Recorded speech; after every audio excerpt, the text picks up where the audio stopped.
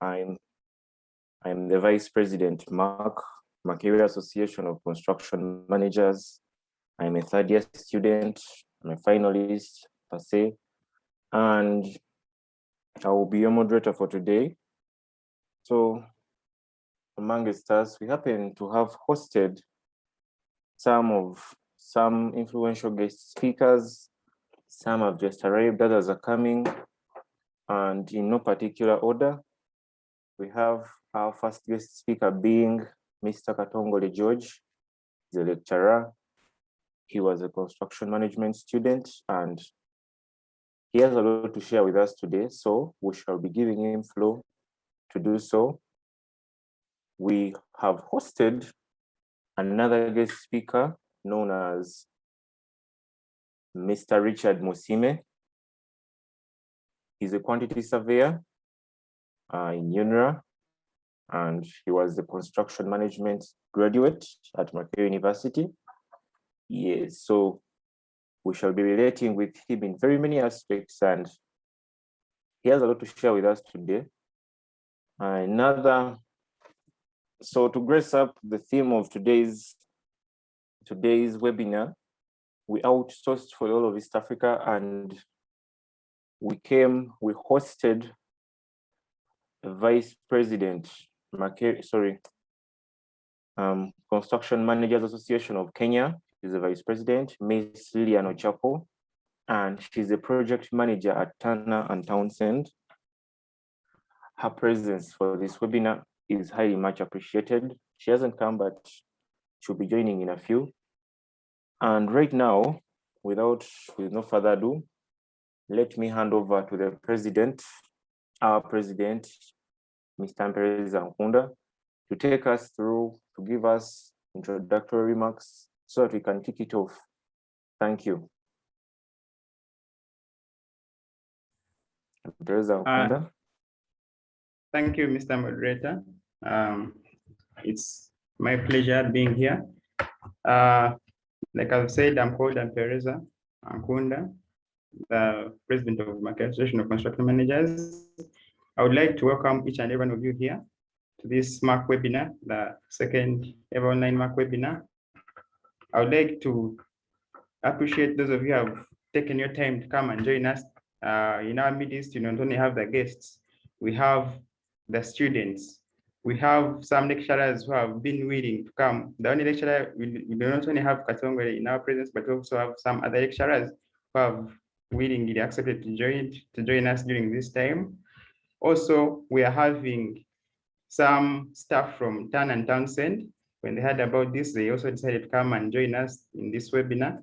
Not forgetting the alumni of MAC. We have people who did construction management, and when they heard that MAC was organizing this webinar, they decided to come and join us. So just a quick brief, MAC is a Makerere Association of Construction Management students.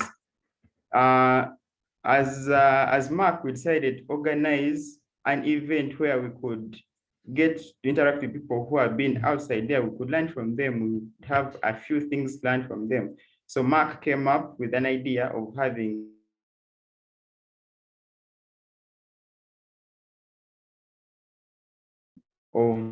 this people that you're seeing and the people who have been working behind the scenes ensure that we come to the success of this event. I would like to thank and welcome our first guest speaker, Mr. Katongole George. You're welcome here. I would like to welcome Mr. Richard Musime. You're welcome here. Ms. Lilian Ochapo, you're very welcome here. Without wasting much time, let me hand over back to the moderator so that you can officially begin. Thank you. Yes, that's been our president, Mpereza Nkunda again. And before we start off, I would like to take you through the timing of this webinar. It's a 2-hour session. Our guest speakers, so please, we are going to be giving you a flow for only 25 minutes. So you'll be disseminating whatever you brought with you for us for 25 minutes. And you'll be given at least a warning signal 20 minutes into your time. Yes, just to keep time, because a lot of things happening right now, and the warning signal. Let me see if I can just give you a small hint of how it will sound. Just a minute.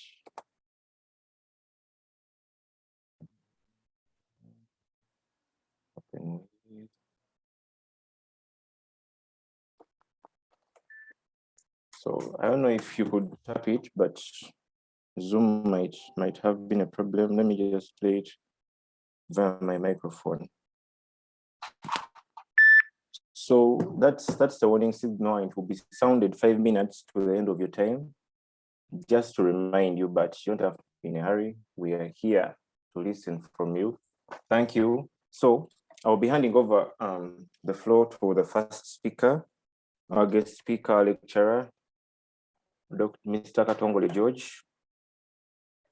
Please, Mr. Katongole George, you can unmute and share with us. Good afternoon, everyone.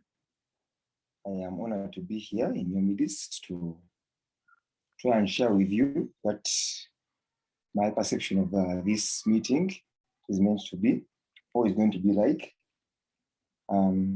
I thought to have an opening prayer. It was in the schedule that was shared with me, but maybe we'll just kick off and continue from there. So that's to come and talk to you about the impact of construction management on the East African industry. And yeah, let's get right into it. First of all, my name has been introduced to you. My name is Katongole George. I joined Makerere in 2007 to do my bachelor's course in construction management, which I finished successfully in 2010, and tried to work here and there within the industry. In 2014, I qualified for a master's scholarship, which I took in Sweden, where I did a master's in real estate and construction management. In 2016, I came back to Uganda because having discovered that actually most of our friends in Europe have an already built up system that says almost everything is built up, and the job of a construction manager is there's more need for it here in Uganda. So in my mind thinking, I had to come back home and try to be more useful where need was. I always had dreams to be a lecturer. So I joined Makerere University as an assistant lecturer, where I've been for the last couple of years. I have a lot of passion for construction, and because my master's degree introduced me to real estate, I also got to appreciate real estate as a skill. And please move the slide. One of the few, I asked for a few tips, what people want to hear me talk about today, because you can talk about so many things, come to construction management, come to Uganda's industry, but specifically, I want to do some few pointers. And one of them was the problems students may face throughout the course. And the first one, because from my personal experience, being self-doubt. You always feel like, am I doing the right course? Am I on the right path? Is there employment opportunities for me out there? Am I necessary in Uganda's industry? And all those things there. The other problem that students may face is the need to cram. You discover that the way exams are set, you've got to cram and produce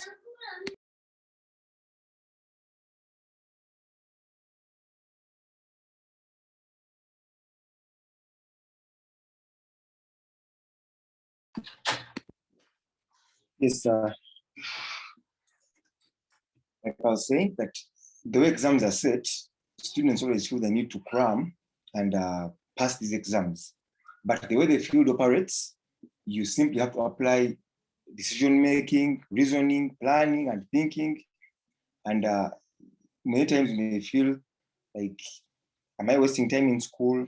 Am I doing things the wrong way?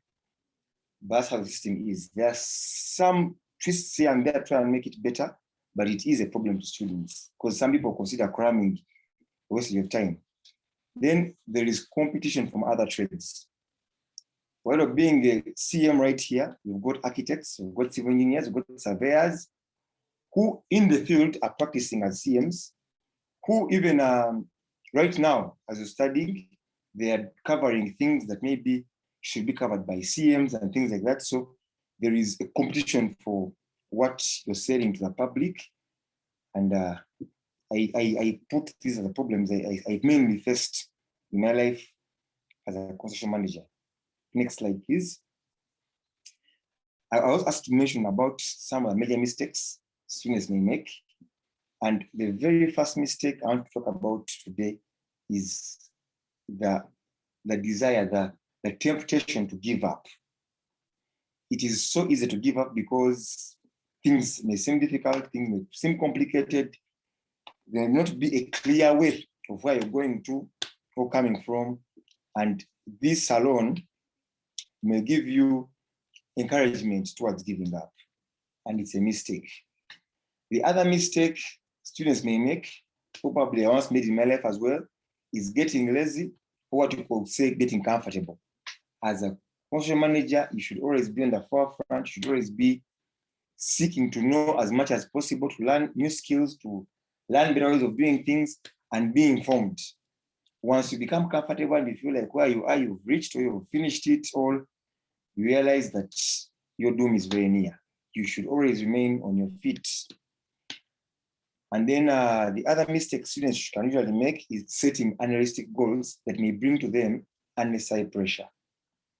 You are a student right now, and there should not be something demanding of you to maybe buy some huge chunk of land or some big amount of car, or to showcase how wonderful, how much money you've made. You just become a thief, or to do anything that is out of ordinary.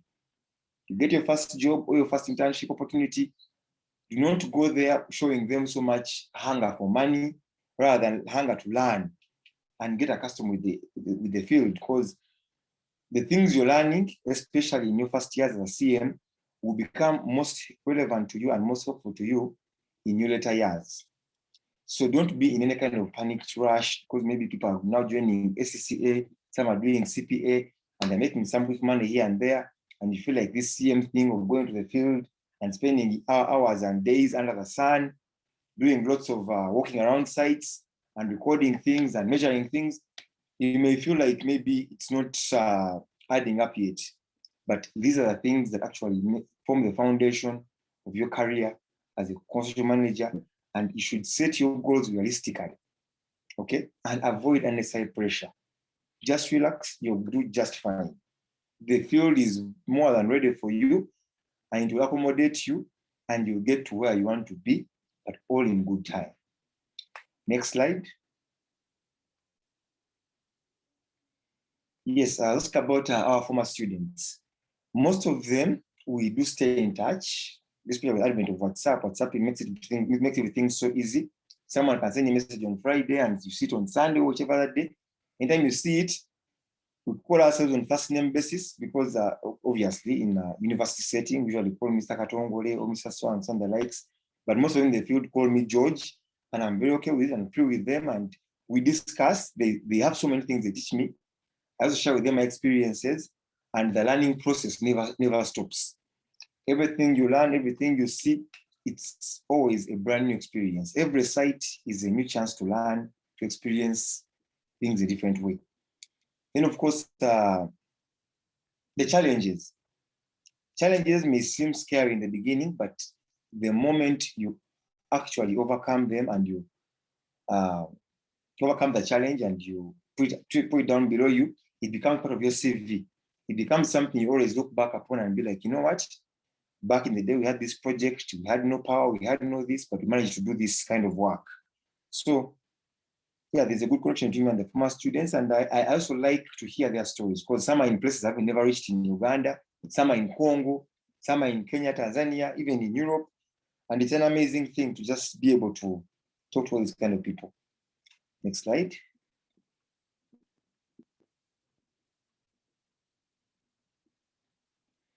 So I also want to talk about the scholar's point of view.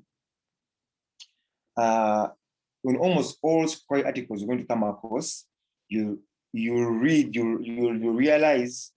that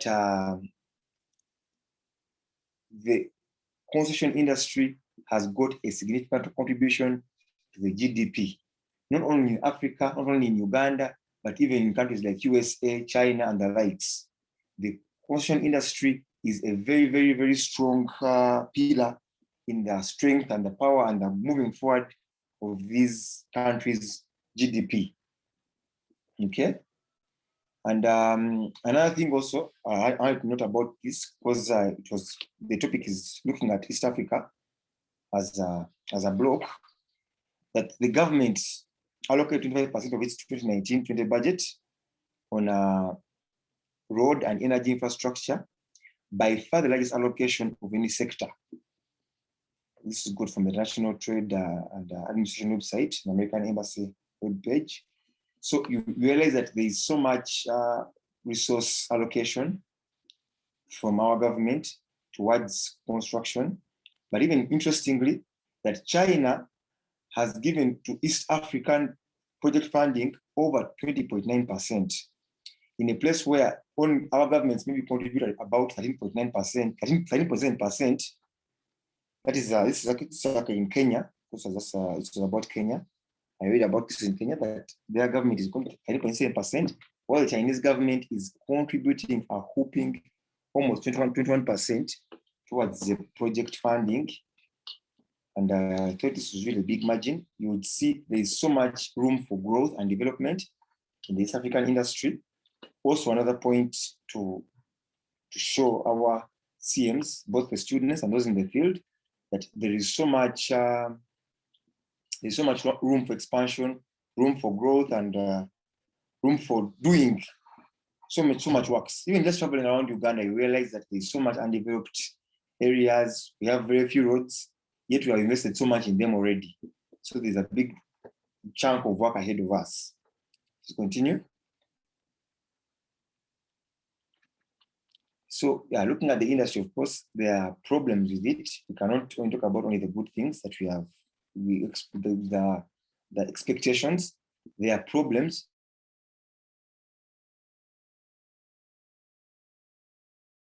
In the industry, what we look at here is the procurement and contracting procedures. They lead to delayed payments, they lead to delayed compensations and the likes, which put a heavy burden.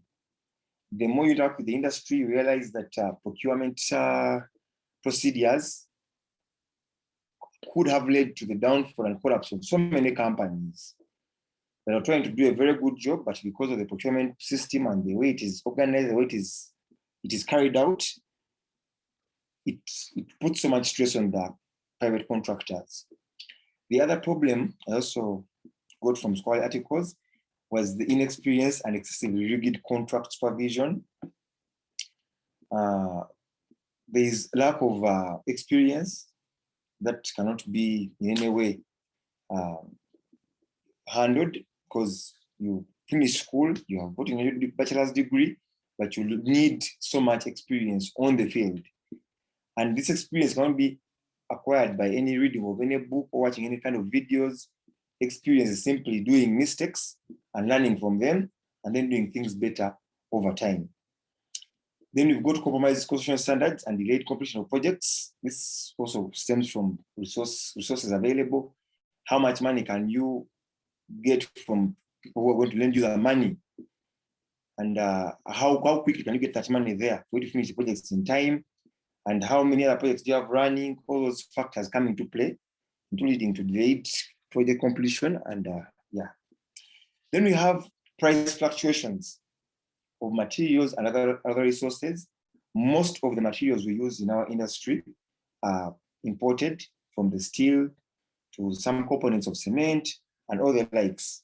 They are not locally available in the local market.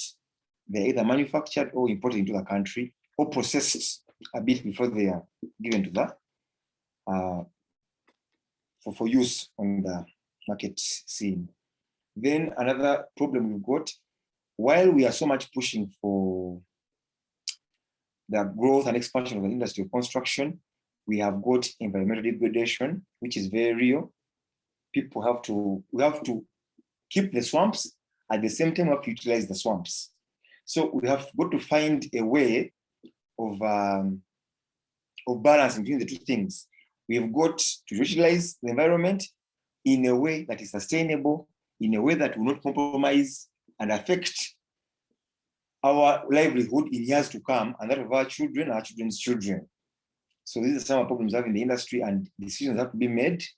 There are some losses you have to make and some profits you have to make. And of course, the funding options. If you ask a contractor today in the industry, what is your source of funding? The banks could lend you the money, but at what rate? Banks are lending money at really huge sums or huge rates of 15, 17, 18%. If you reach countries, actually some in 25%, there are countries in Europe which provide personal loans to individuals at 4%, at 6% to carry out the works. But in our country, in our economy, it will be a miracle to get anything below 15%. So we also have a problem of funding options. Next slide. So with all those problems we mentioned, of course, there's also effort. There's effort to try and mitigate some of these problems. And some of these proposed solutions include the methods such as lean construction. I don't know if you've read about it or been exposed to it. We've got lean construction, method trying to cut out all kinds of waste, because every time you have resources that are limited, you want to save as much as possible to ensure you have maximum utility, okay? And the use of methods like lean construction is to try and remove all wastes of time, of resources, of all other resources you may need for the construction process. Yes, and then we've got integrated project delivery methods, whereby we try to bring all stakeholders on board. So that's to try to also, once again, find maximum utility for the little resources we have.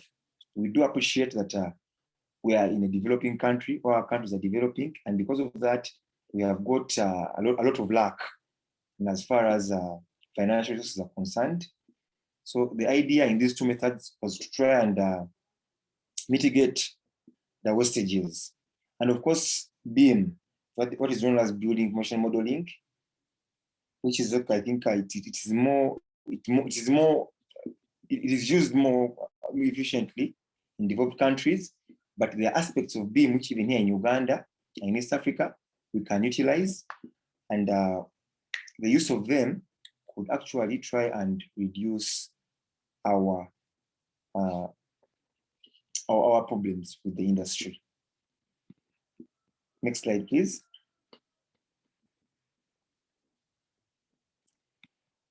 I was asked about also what would I propose would be extra certification for a CM, okay?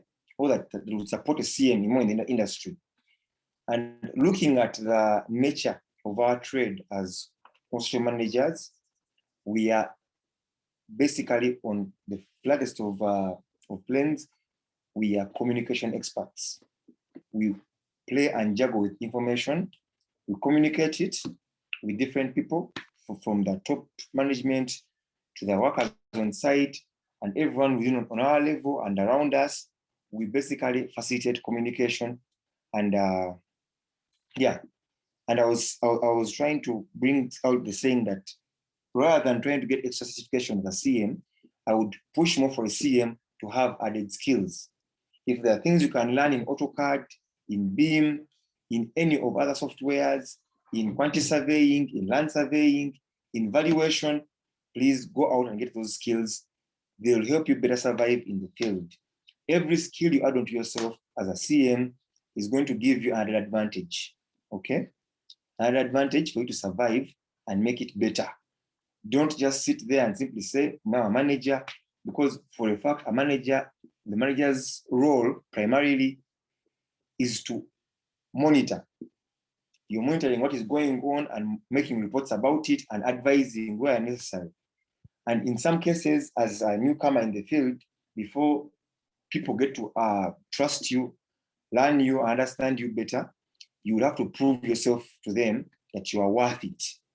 And one of the best ways of proving your worth to people is by showcasing, among other skills that you will be having beyond just being a manager. Next.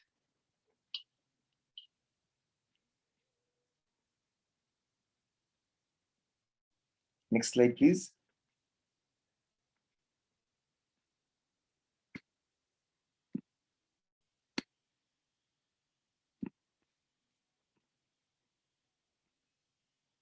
Yes, we talked about the gender sensitivity of the field.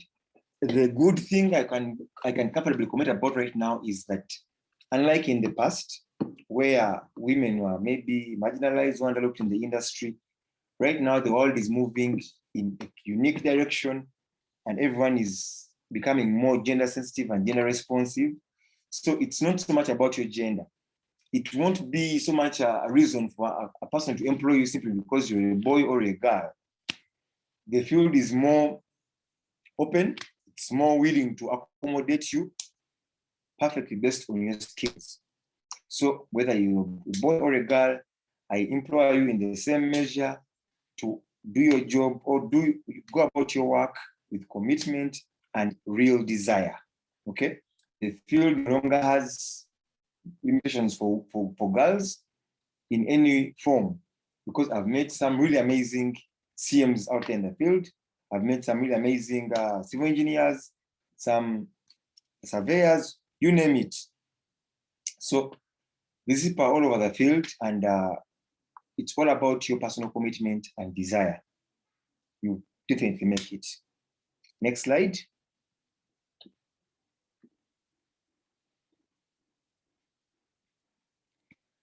And I'll ask about general advice to the students. But before I go to general advice to the students, I want to first also make another point here. I want to emphasize that much as, because there's been so much debate about social management being scrapped off from Makerere University admission and everything, and the likes about it. What we need right now at the moment is to show justification that even this time when they have scrapped off new admissions for CMs, the very reasons for which CM was created, the same problems it was created to remove are still in the field. They're still existent. That is the efficiency and the effectiveness of construction in the Ugandan field. And for as long as these problems still exist, our relevance as CMs cannot be doubted. Okay? So every CM who is out there, be it in the field, be it in class, one thing I know surely, that there being a Friday, is that the need for CMs is very, very real. So back to my general advice to students, generally giving, please work hard, work the best you can do. Important, please network, because these very friends you're studying in class with, the people who are in the field, we have a WhatsApp group. They can connect you, they can link you to different opportunities, be them scholarships, be it job opportunities, whatever it may be.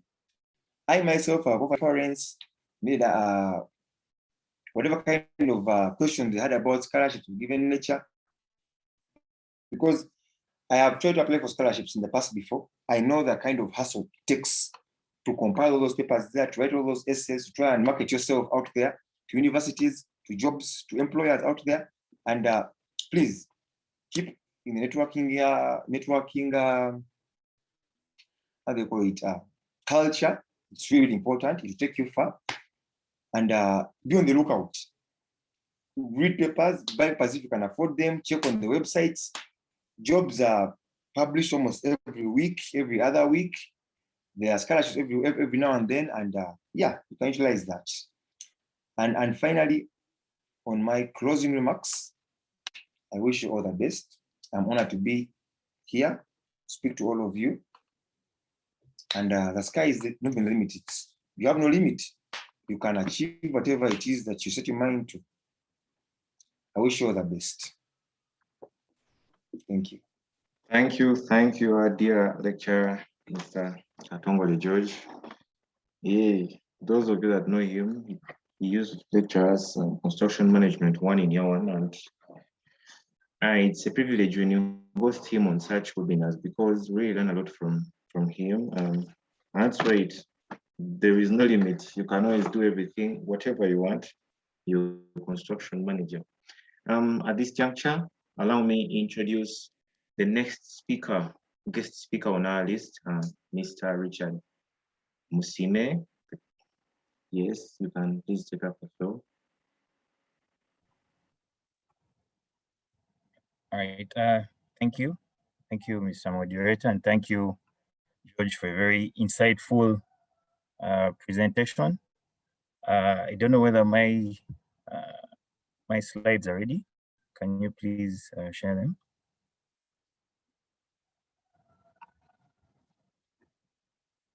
Yes, thanks again, and thanks for the invite. Thank you for having me. I'm going to start with an introduction about myself. I'm Richard Musime. I'm the Manager Quantity Survey at the Uganda National Roads Authority. I have professional memberships. The first is MCIOB, that's a member of Chartered Institute of Building.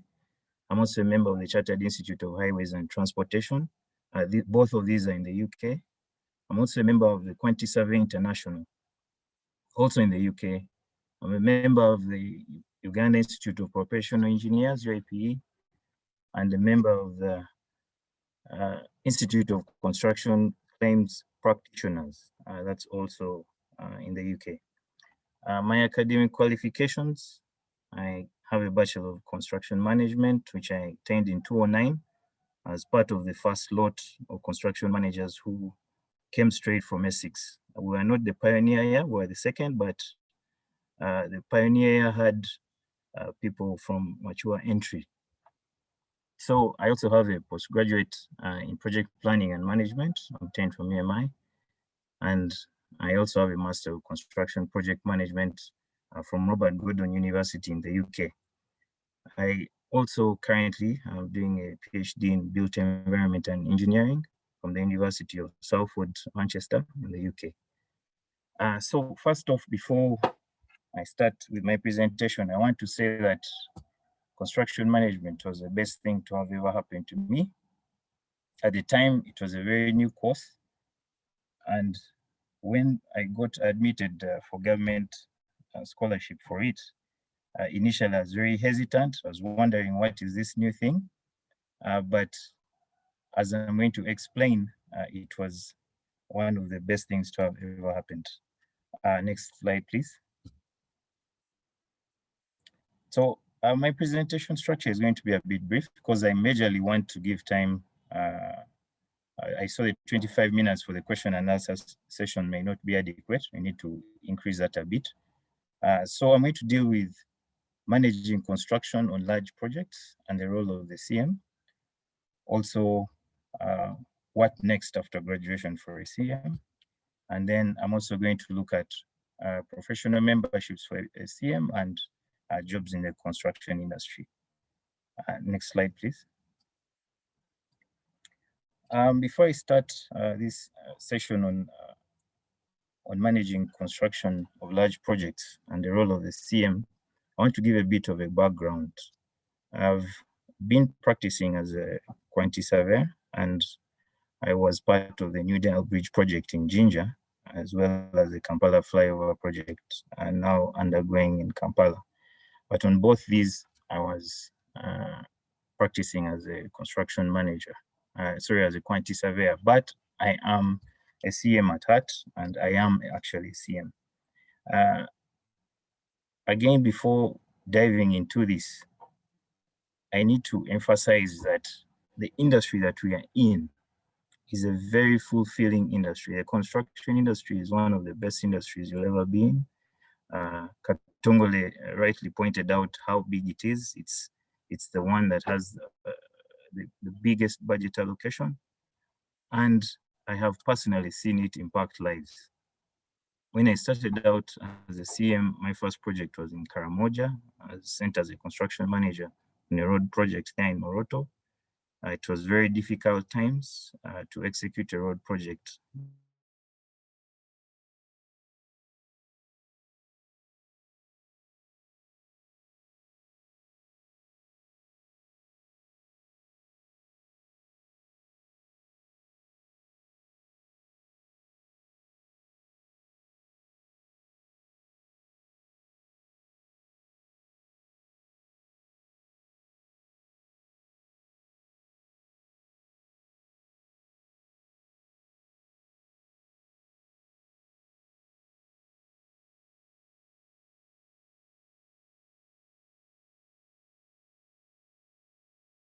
Field and you want established CM managing your project, you need to have a clear organization structure and have the roles of each personnel correctly and rightly pointed out so that your project is effectively handled.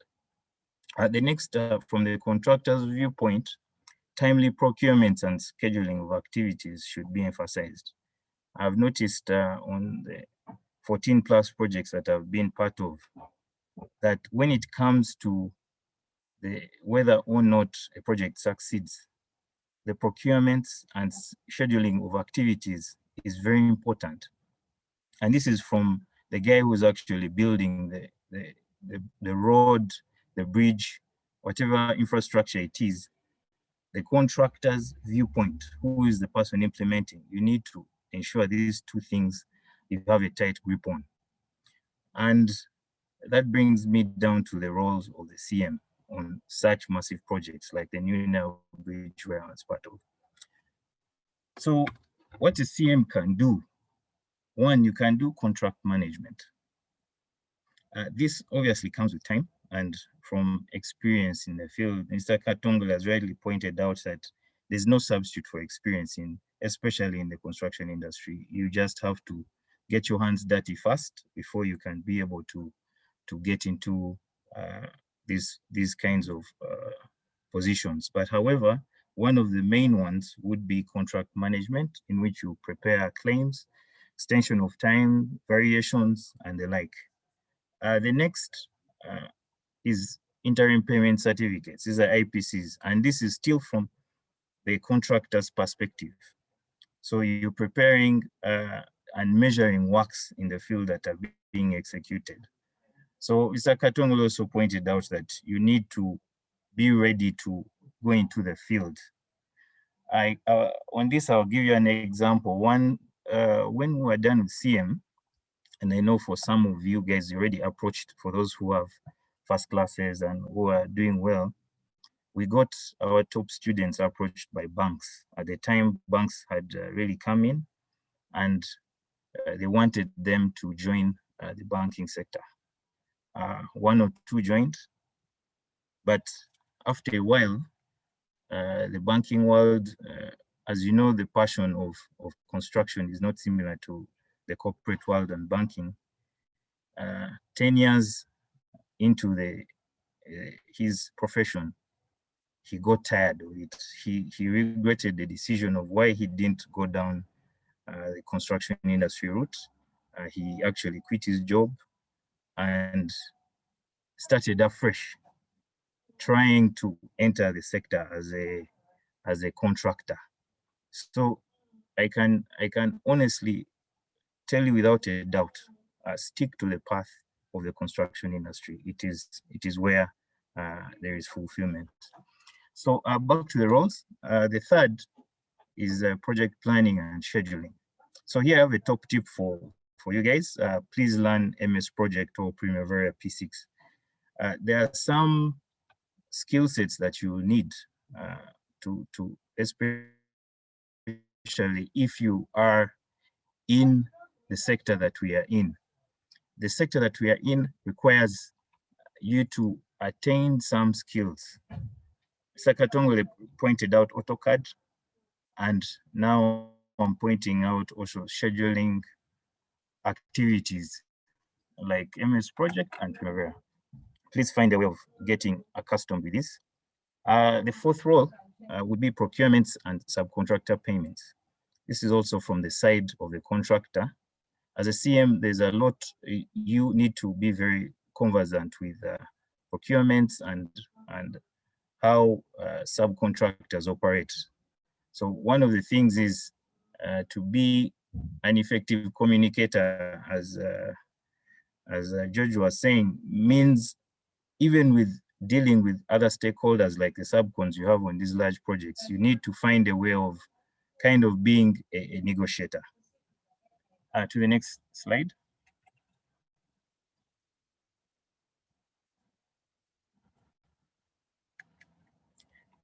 Yeah, so that brings me to what next after graduation for a CM. So I've pointed out a few bullet points of what you need. But before that, I want to mention this. As a CM, once I have an example of what I personally dealt with. On one of the large infrastructure projects, I had a discussion with a claims expert who had come from Kenya. So we had a bit of a chat and he asked us, so what is your background? So I tell him I did construction management. So he says, oh, so you're a conman. So in Kenya, construction management is short for construction manager, conman. But as you well know, a conman is known for being very witty and very, very good at what he does. So the fact that as construction managers, we are not tied down by being defined as engineers, as quantity surveyors, we have the fluidity to be able to transcend any of those professions. Be it even architecture, be it, because I know several of you guys have some skills in Archicad, and you can use softwares like Lumion to do renders. You can actually have your pick of what you would really want to do. But before that, you have to first get out into the field and find yourself. So for the what next, I have some few top tips here. So you learn how to use AutoCAD and CO3D software.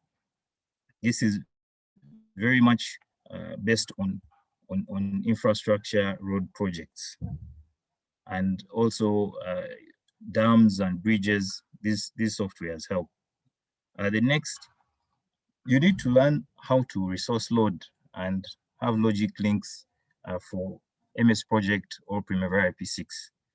At the time when I came to do a seminar at Makerere, I think the finalists were invited for it, but I met the quantity surveyors. I emphasized that, and I was informed that you've actually been trained in MS Project, but your usage of MS Projects should be improved. You need to do a self-improvement, and one of the ways would be, of course, the use of YouTube and the internet to try and see how you can improve yourself.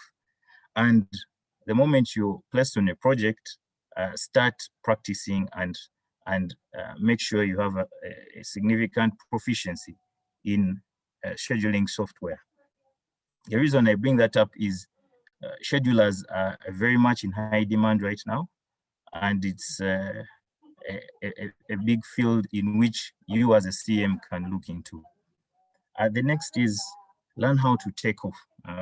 This is specifically for roadworks, and I know you've done a module on quantity takeoffs, but the takeoff for roadworks is quite different. And as I mentioned, one of the ways could be, one, you make use of the Ministry of Works and Transport manuals, specification 205 for roadworks, and you have a read, because there are 7,000 series there, 1,000 to 7,000 each. There are 7 of them, and each has sub clauses in which you can read and get well versed with what it takes to do roadworks. The next is get professional memberships. When you're done, you can get graduate level RICS, CIOB, ISU, UAPE, and the like. I'm going to go more into that in the next slide. Another one is understand the different forms of contracts. I know you did some bit of contract road.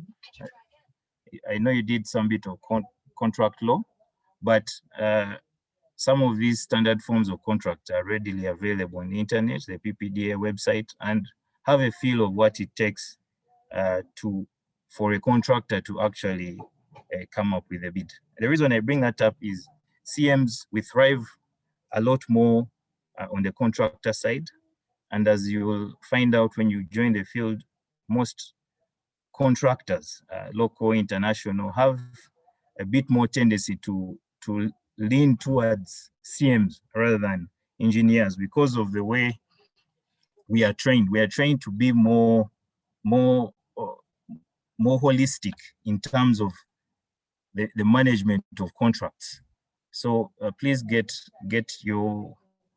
some bit of understanding of some of these contracts.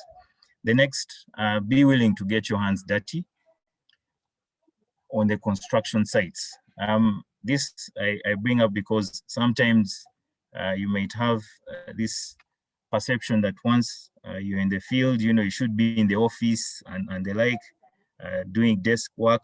No, as a graduate, first actually be on site, be on the drainage, with the drainage team, install the culverts, really get to learn how things are really done on site before you then get to the level of being more of a supervisor.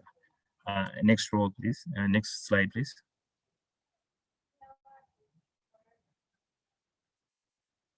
So I've simply put a few images here because I'm more skewed to the road sector. As graduates of CM, you need to get to understand this equipment. I know you've done a module on it, but these 6 that I've highlighted are what we would call a unit for road construction. Once you have these 6 equipment, that's of course the grader, the roller excavator, the wheel loader, the dozer, and the water bowser, you can be able to do, say, a periodic maintenance contract. So, but what is key is the top tip here, you need to know the productivity rates of these plants. Find out how much can I do with the motor grader. So once you're in the field, you have a more, you have a bit of an idea and you can see the theory in practice.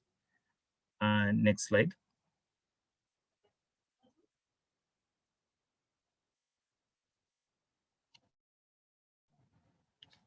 So I'm now going to talk a bit about professional memberships for the CM. Currently, the professional memberships that you can be able to get after graduation, there is the Construction Management Association of Uganda, CIMAO. CIMAO, actually, as part of the team that started CIMAO, we developed this, so you can also look into that. There's a gentleman called Abraham who can really get you into the knowledge of what CIMAO is. The next is the Chartered Institute of Building, that's CIOB in the UK. Though this is a UK-based, we have, as CMs, there is an institution, a chartered institute that takes us on as CMs. So though this is a UK-based, but you can easily get membership with it. The next is the Uganda Institute of Professional Engineers, UAPE. I know you guys are very well versed with this, but UAPE, as you know, takes us as technologist members. You can't get a graduate membership. You're taken as a technologist. So that you need to also get to know. So what kind of jobs should you be looking at after graduation? The first, you can be an inspector of works. And these are also very much inclined to road construction. So an inspector of works, you're basically in the field and checking what works have been done. And this position is normally with a consultant. However, as graduates, and maybe some of you have even trained with UNRA, this is the position that you can start at as you work your way towards being a project engineer or a quantity surveyor. The next is the quantity surveyor. That also, as I mentioned earlier, because we are CMs, we are very fluid. We can go into almost any profession, into almost any position. That is one of the biggest advantages that we have. So you can practice as a QS, which I currently am doing. And the other, you can also practice as a site engineer, as an engineer on site. Normally, this is towards the contractor side, but as well also for some supervision consultants. The next is the planner and scheduler that I talked about earlier. This is a very interesting career path if you choose to go to it. You basically dealing with delay analysis, and it's a very broad sector. Most of our local contractors don't have appreciation of what a planner does, what a scheduler does. But because our industry is growing, this is becoming more significant. So you can really look into it. As I mentioned, the two programs, the MS Project and Primavera P6, to get knowledge in that. The next, you can actually be the CM himself or a site agent. Construction managers, as you'll find out in the field, the position of a construction manager is more for a more experienced person that is on large infrastructure projects and roadworks. But if you get employment with some of the smaller contractors and subcontractors, even as a graduate, you could be brought on as a construction manager. But this takes some experience because you need to know what it is that you're managing. The next is a contract manager or a claim specialist. This I talked about in you guys trying to get more conversant with the forms of contracts that are available, PPDA, FIDIC, NEC, and this is the starting point to, from the time the contractor signs his contract. Actually, I'll explain this a bit more. Currently, because of the industry that we are in, the local contractors and sometimes even local consult, but mainly the contractors don't have that much skill level when it comes to understanding what a contract is. So as a CM, you can actually be very well placed to help this contractor in bidding, in preparing his claims. So this is also an area that you need to look into. Okay, and on to the next slide. So, as I mentioned earlier, I would like to give more time to the question and answer session of this presentation, because I know many of you, I see over 50 people attending, you will have questions. I would like to really take more time answering that. So I'm going to conclude by saying you are very lucky to be among the very few skilled individuals that are in the construction sector. As you guys know, our sector is filled with so many so-called engineers, so-called professionals, yet these are guys with not even a certificate, but they're operating as professionals. But you are among the very, very few who are actually skilled and have been trained.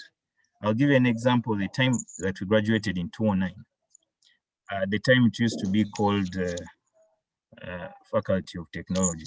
Now I think it's said that now. But the entire Faculty of Technology, all the graduates combined, we were less than 1% of the total number of graduates. So you can imagine, even at graduation, it was already clear that we are a very, very small percentage of the people that are out there. And in the construction sector, the skilled individuals are extremely few. So consider yourselves very lucky. There's a lot be passionate about when you get into the industry. And then another point which Mr. Katongole rightly touched on was that construction in Uganda has only just begun. As you know, as a developing country where there's still too much to do. I'll give you an example of UNRWA itself. Currently, our total network is 21,000 kilometers. That's the total national road network. And of which the one that is paved, the one that has tarmac, colas, as you'd call it, is only 5,000. It's only 25%. So we still have a massive job ahead of us. And this also goes into building construction. We still have a long way to having skylines like Dubai and the like, and even our neighbors, Nairobi, Kenya is, to have the Kenyan skyline, Uganda needs a lot more infrastructure development. So you guys are in the right field. So thank you very much.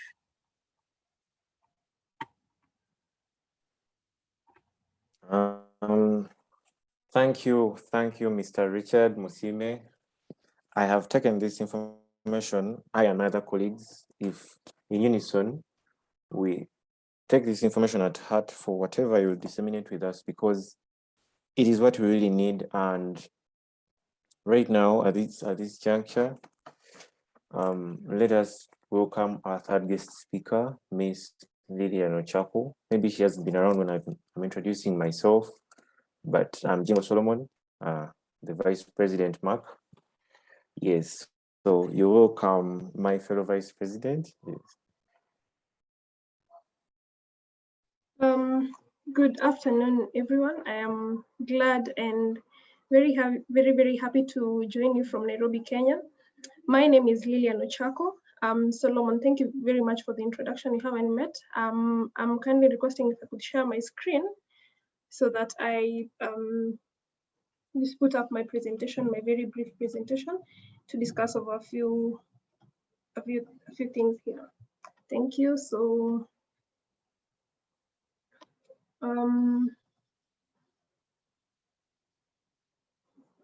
sorry.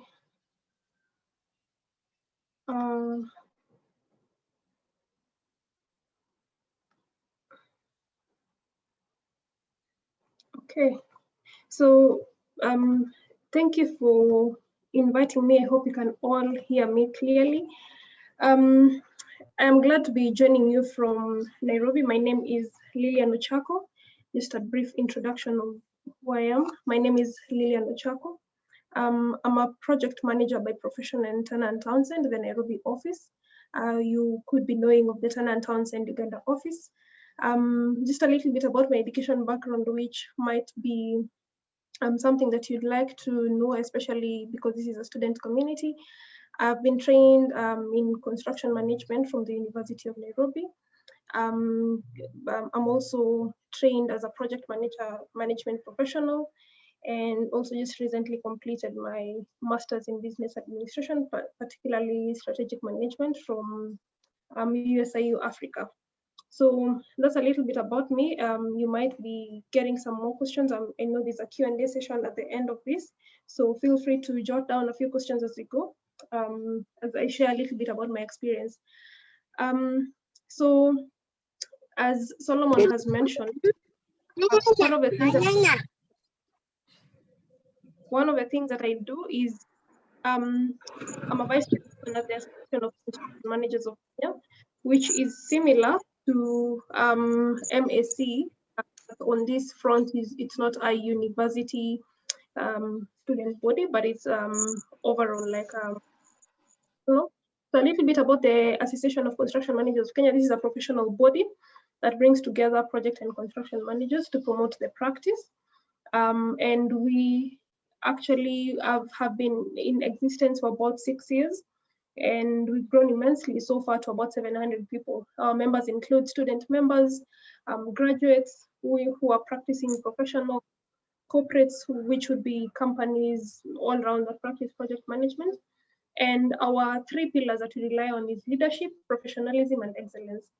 And just a little bit about ACMK is, as you know, which I would be talking a little bit about in the next slide, is construction management particularly is a new course, so to speak.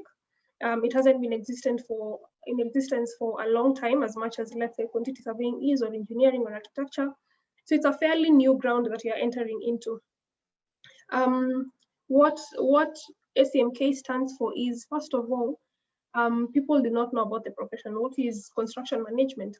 You get to see many people calling themselves construction managers who have no idea or no training whatsoever in construction or the technical knowledge. So we stand to exude professionalism within construction, stand for excellence, and promote leadership in our different fronts. As I mean, even as the name states, construction managers, you end up managing a project in one extent or another. So we are three pillars: are leadership, professionalism, and excellence. So just to get to our topic of the day on construction management, so I'll speak mostly based on my knowledge and experience in Kenya. You'll be borrowing a lot on this in Uganda because some of these things are similar, but I'll be speaking a lot about how it is in Kenya. So it is, as I mentioned in the previous slide, it's not a really old profession, but I don't want to call it new anymore because it started in 2001, that's about 20 years ago. However, the first class that was trained from the Jomo Kenyatta University of Agriculture and Technology has been practicing for about 15 years now. We have 5 universities in Kenya offering this course, and I've listed them there: the University of Nairobi, Kenyatta University, Jomo Kenyatta University, Technical University of Kenya, and Jaramogi Oginga Odinga. Now, on these universities, I haven't put them in any order, but the first university to launch this course was Jomo Kenyatta, followed by University of Nairobi, then Technical University of Kenya, Kenyatta University, and Jaramogi. So, but all are training students in construction management, and this is a degree in construction management. So just a little bit about, and we'll get back to this slide later, on construction managers and what they do in Kenya, trained construction managers and what they do. So some of them work as project managers like myself in consultancies.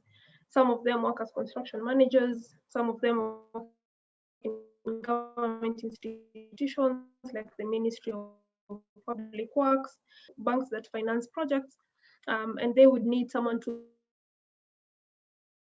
oversight on the projects that they've financed, facilities management, which comes at the end of the project when the facility is in operation, and the developer, who basically is the person putting in the investment into real estate. We'll get to this on some of the different opportunities that we get as construction managers, construction management. Now, there's a question of what do we do? And also now, because the profession is fairly new, and I'll talk about some of the challenges and resistance that we've experienced, there are a lot of myths going around. And myths are basically there because people do not know or have the truth or have enough knowledge about the subject matter. So I'll talk about the few myths that are floating around, and it will take some time with this floating around if we ourselves as construction managers do not endeavor to demystify some of these things. So let me just tell you about the myths before we come to what does a construction manager do. One of the myths are foreman. Another one, you're an administrative assistant. So what you're doing is that your work on a project is taking minutes or reporting or taking a record of manpower on site, or taking a record, stock taking on site on, when you're having materials coming in. There's a myth of the project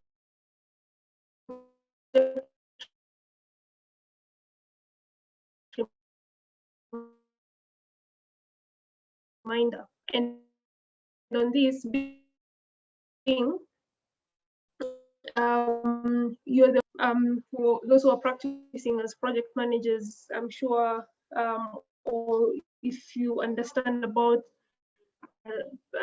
project managers, sometimes sometimes you would be reduced to your work, not your work is to your communication medium. And I find this very, very mundane because ideally across all members of the team, manager is just a communication medium. The engineer wants a contractor to do something, so they will tell the construction manager for the construction manager to tell the contractor, or vice versa. So you're reduced to a communication medium. And as I talk about the myths, it would also be good to talk about the challenges that you're about to demystify in my few minutes that I have. Some of the challenges that we have here, and it's one of the questions that I was being asked when I was asked to present, is, has this profession been accepted, readily welcomed in Kenya? And I'll tell you for sure, no. We have had many, many challenges around, and some of the three main challenges that we have encountered is that, one, the role of managing the construction project was falling on the architect, mostly on the architect. We have a contract here in Kenya called Joint Building Council, and it's a form of contract that was crafted by the Architects Association to use for managing projects. It's the same like FIDIC, but now it's a more localized form of contract. And you find that a lot of the roles that a construction manager ideally is supposed to perform has been reserved for the architect, because the entire appreciate that we embrace this construction management as a profession. So you'd find that a lot of the people around only understand what you're doing because the much they've come across on what you're doing has been defined in a contractual document that also be taken up by as engineers and as construction managers. And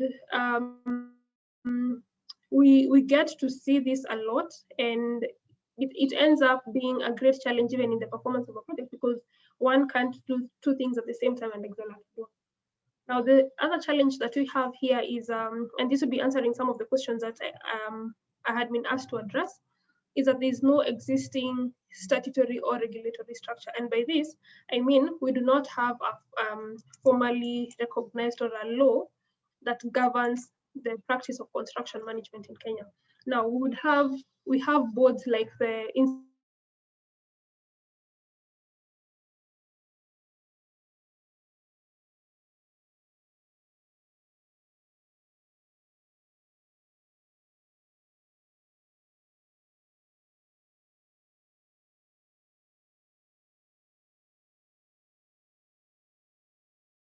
then you submit your application to become a professional, you sit for exams, you get a practicing license and a certificate number for your practicing license.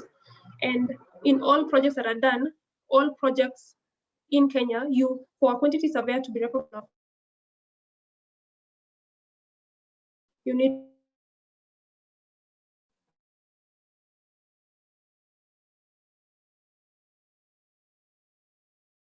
and your license can be revoked.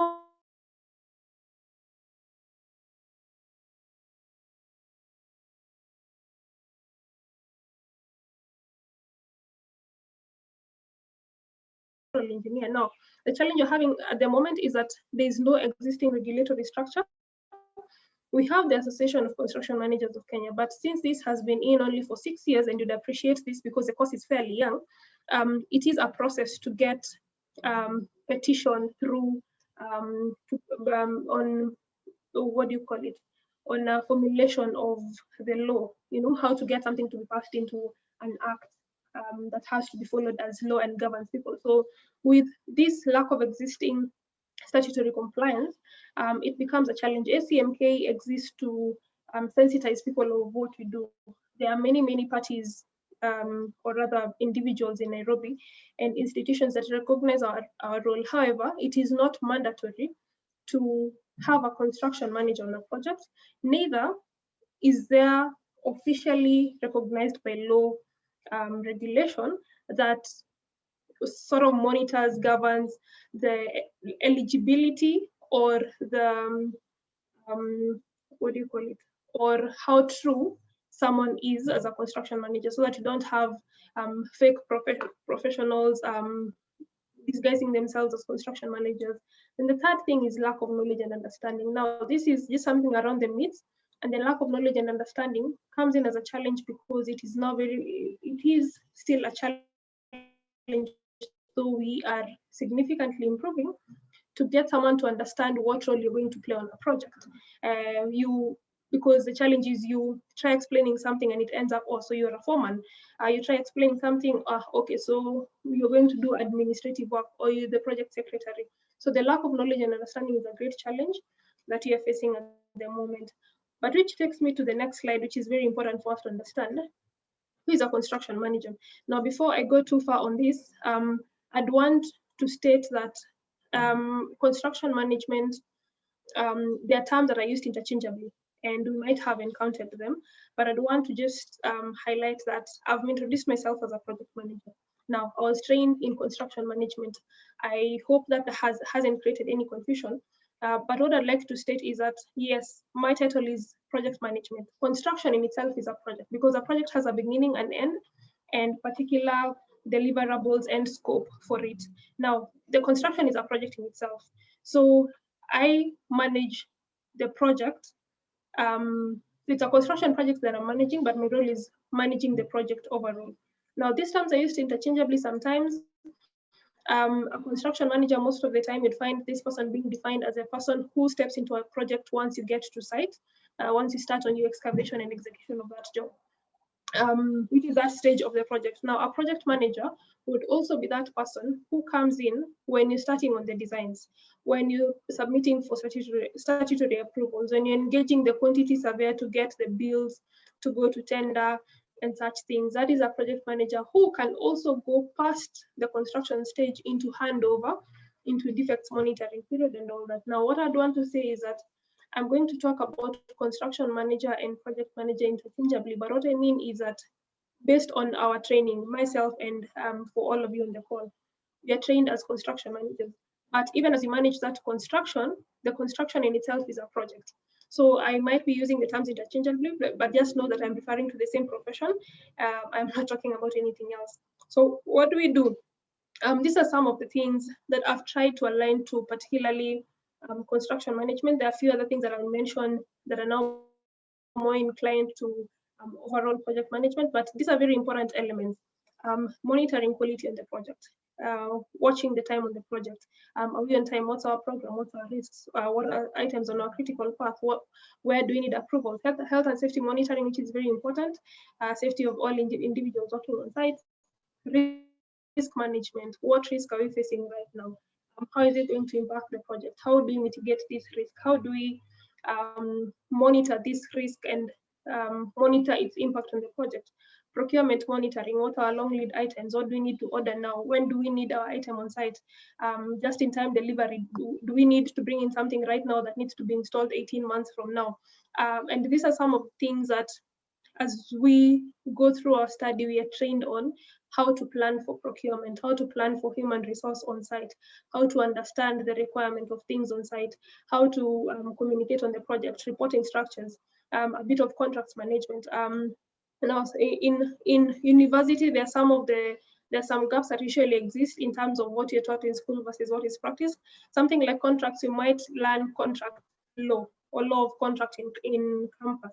But you get out here and realize that actually what applies more in construction might not be the general contract law that you learn, but contracts to do like FIDIC, be contracts to do with NEC contracts or whatever form of contract that you're using. How do you put a contract together?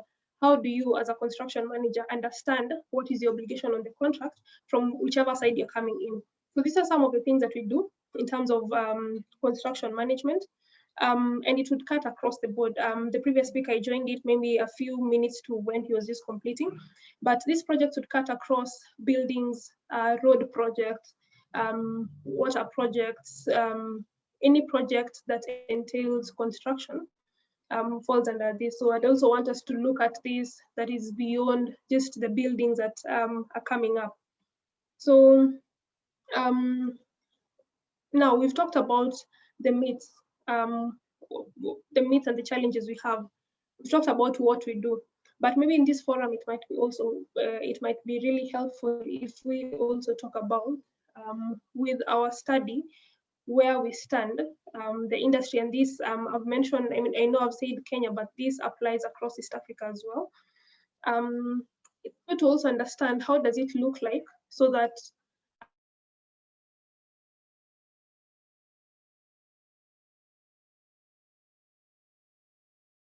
construction management now, it is slowly being embraced as a profession.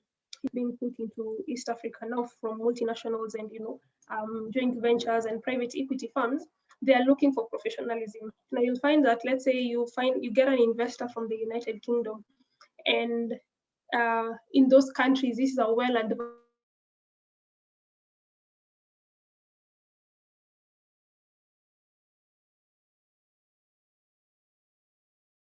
despite the challenges that we have right now, what opportunities present to ourselves in future, and how do we groom ourselves for this? Now, and we cannot, in this day and age, you cannot talk about anything without talking about the impact of technology and how is it incorporating into our day-to-day lives, and what do we need to do with that information to improve this? So first of all, technology that's coming into the industry now, you will find that, and this is one of the things that I'd want to challenge you on, that I'll mention on tips for students. When we study, or rather I'll talk about my experience, when I'm being taught about technology in school, we are taught about building technology only. You're told about the different materials used on a project. Now you'll find that some of these study curriculums were designed many, many years ago, maybe 15 years ago, like in Kenya, 2001.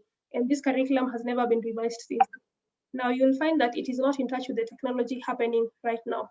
Now, some of the things that are getting into construction right now, a lot of it is like collaborative tools, like BIM, that's building information modeling.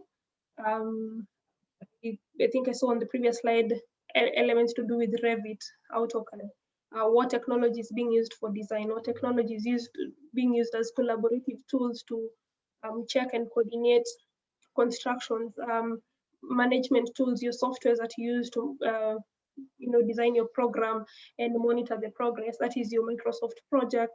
What are the design tools, construction technology, what is coming in? We are here in Kenya, there is something really big about EPS systems, that I think it's expanded polystyrene foam that is constructed into panels and used with concrete infill to build homes.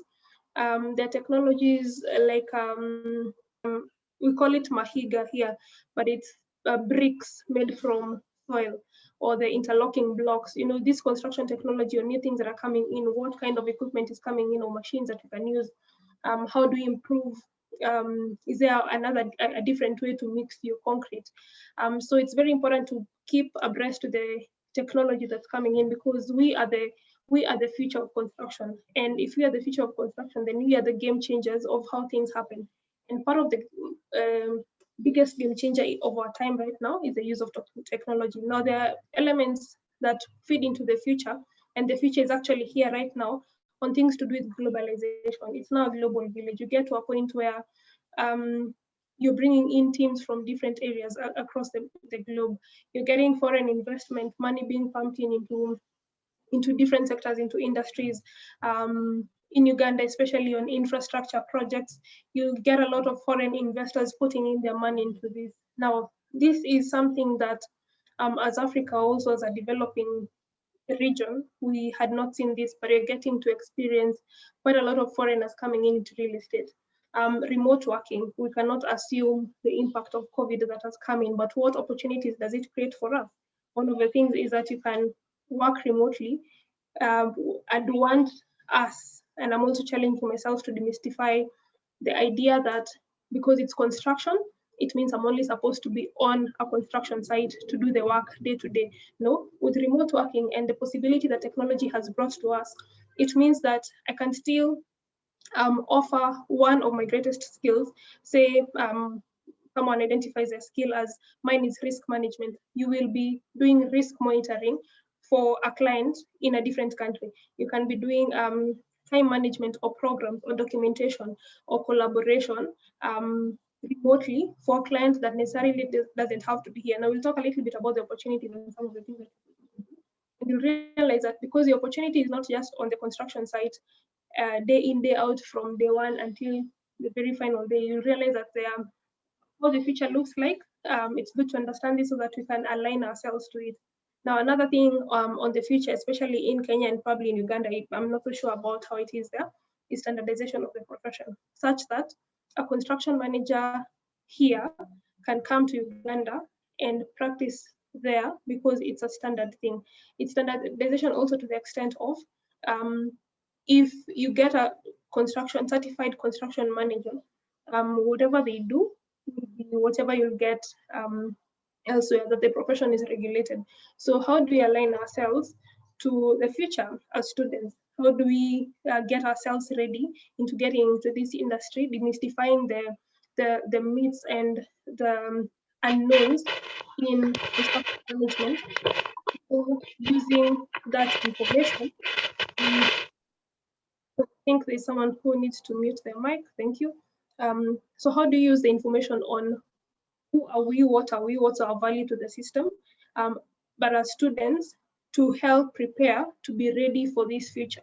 Maybe you're just about maybe a year into, I don't know if it's a student community on the call like entirely, or maybe fresh graduates. How do you prepare yourself to be ready for that future, to be of value and to use your skills to impact the construction? Some of the things that I haven't noted them down here because I wanted to talk about them. Some of the helpful tips. Now, one of the greatest things that I learned is the previous speaker, sorry, my apologies, I can't remember the name.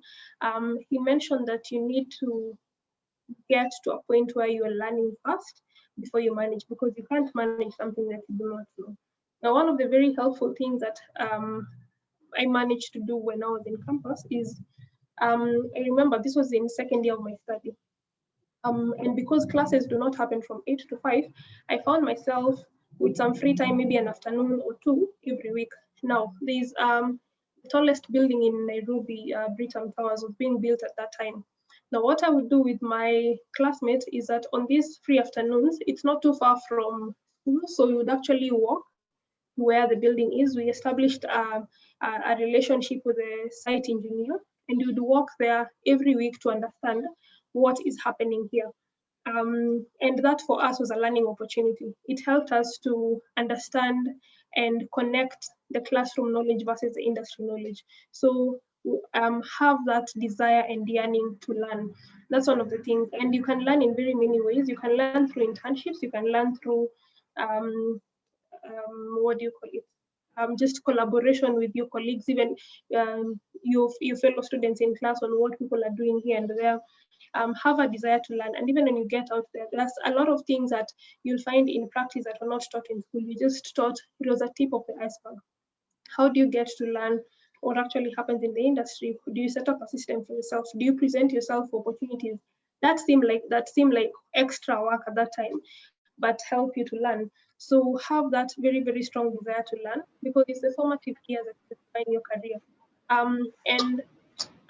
Second thing is learn to go an extra mile. Going an extra mile meaning that if say we are talking about maybe quality management of concrete, but going an extra mile means let me right now, but can you also learn about quality management of tiling?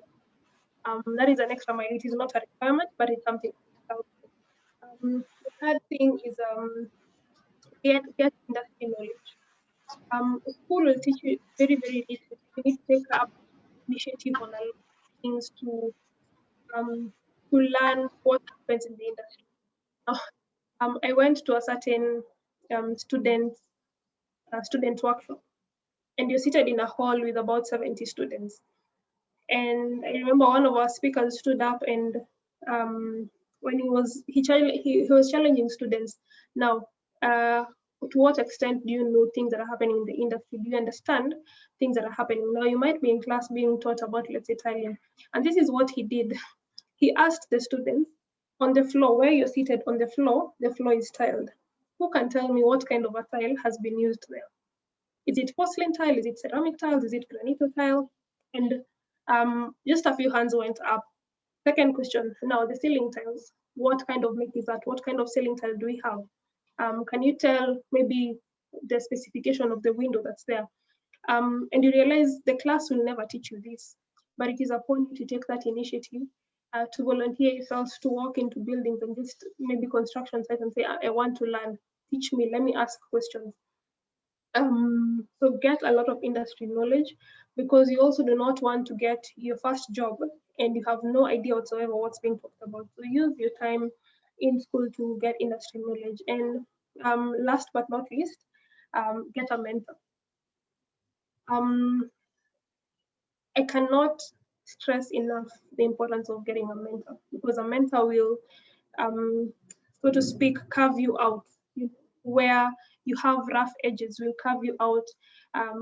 In professionalism, carve you out a little bit in how you're looking for an internship, in your CV writing, in your goals and aspirations. Get a mentor, someone who will work with you, preferably someone who has a little bit more years of experience than you, to hold your hand and walk you through that journey. I can say I have had significant influence from people who are ahead of me, and I continue having that because I do not know everything. It's someone definitely ahead of you who knows something. You might be in fourth year, but a second year student knows something, wants to learn something that you know. So very, very important, get a mentor. So those are some of the tips that I can give. I know there were some questions that had been indicated as me. I might leave it out to Q&A because it might address not just me, but across the board on speakers, on how to set yourself apart as a student, how to be getting ready for maybe getting into the industry to practice.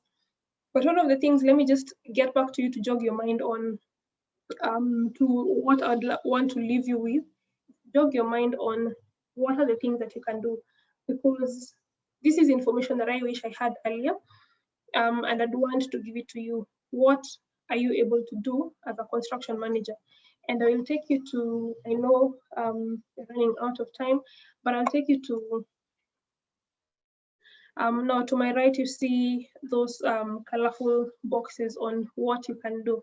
Now, the reason why I want this to be the very last thing that you're talking about is to help you explore on many, many things that you can do and open up your mind and expand your thoughts of what opportunities lie there. Now, and this is not exhaustive, but you can explore and as I was talking about getting a mentor, going the extra mile, these are the different areas that you can learn about. There's project management, which is common, and construction management, which is common. If you have an interest in finance, construction finance, there was a question on what other courses can someone do to enhance their education after campus. Now, if you're interested in finance, there's construction finance that you can study. Real estate finance, there's short courses on real estate investment and project returns and how the market. And if that is what you'd like to do, you might be aiming at financial institutions. If you're keen on policy setting and regulations, you can join government institutions and government agencies that govern this. You get to understand and be at the forefront of planning for the future of construction, be at the forefront of planning for regulation. Let us not leave these things out to someone who has a finance background that has no knowledge on construction, but this is a person put in to lead a ministry of public works or ministry of roads. So let us set ourselves to be those people who are leading these government institutions. If you're keen on real estate investment and how developers are putting in up their buildings, looking at their years of returns, what is the market looking for, what is the feasibility of this project, what is the viability of this project, is the market looking for this, is there demand? You might want to work with a developer. And some of these things are topics that we've had in class that have been taught, but I personally struggled placing them in. So after campus, where does financial management sit? So, with a developer, what are we looking at? Facilities management, we talk about lifetime costing of a building and lifetime performance of a building. If this is something that you're interested in, what does it mean? And a very interesting thing about facilities management is that it's not just about managing it right now. As a construction manager, you get to realize that for you to manage a facility, you'll get to understand, how is the firefighting system working? What is the capacity of people that we require in this building? How do we control this? How do you control maintenance? What are the safe ways to get people to access this building? How do I manage fit outs for some of the spaces that are coming in? Tenancy expectations. What are the tenancy expectations that I need to be looking out for? How do I take care of the tenants that are here right now? Okay, there's a fault in maybe the mechanical or electrical systems. What do we need to do? So if you find that your interest is more in the operations of a building, you might go to facilities management. Now, there are many things that could be done. The previous speaker was speaking about roads and infrastructure. This is also something that you could get into. You're interested in the long-term projects like bridges, roads, super highways. If this is what you want, then look for, and this is where also a mentor comes in, because they'll give you information on, okay, is that what you want to do? Then align yourself to looking for jobs here or looking for internships here. You want to be on long-term road projects. This is what you want to do. Okay, go for it. You're interested in data centers development. Okay, go for this. What other information are you keen on? So it is very important that as I end my presentation, have a thought about, yes, you're studying construction management. Maybe by chance, maybe by desire, you got yourself in campus, but that is what you're studying. But in as much as I'm studying this, what do I want to do with it? What is my desire? What am I passionate about in the industry? Because it's very broad in as much as it is narrow. What do I want to do? How do I place myself? What are the different opportunities that I can get?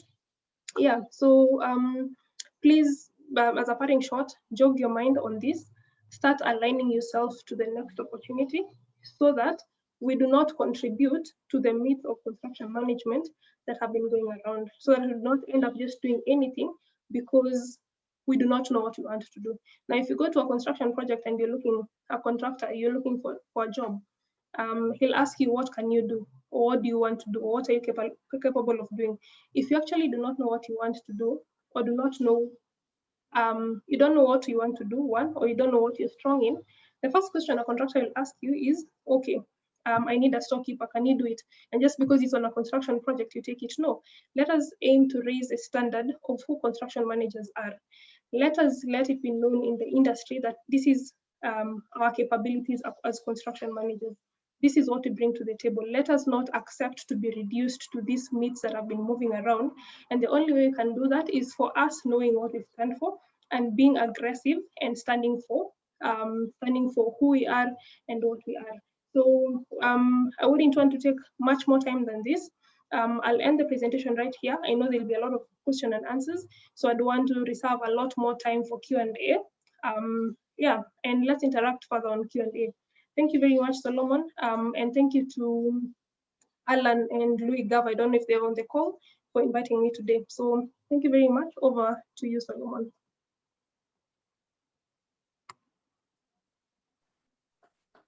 There is no harder way to say this, but it has all been done. We've had all, and in a nutshell, what I've learned from us, from the guest speakers, is that the biggest problem of any construction manager in any of these countries is a lack of knowledge and understanding.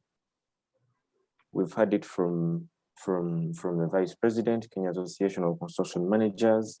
We had it from the previous speaker before her, Mr. Richard Musime, and of course, Mr. Latongole George. So just like they've told us that it's still growing, it is still young. We just have to create an awareness of what we can do. And on top of that, I would like to applaud our previous speaker for such a wonderful presentation disseminated to us. I am getting a lot of feedback from the listeners. They're trying to ask if these presentations will be available for sharing. I don't know.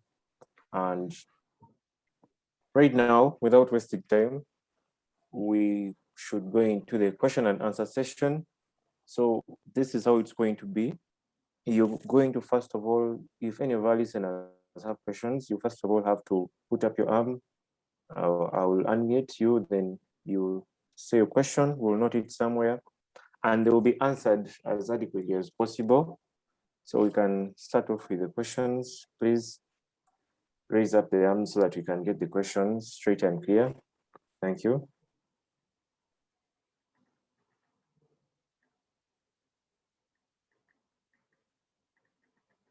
Yes, Sempira Emmanuel, your arm is up. You can unmute and ask your question, please.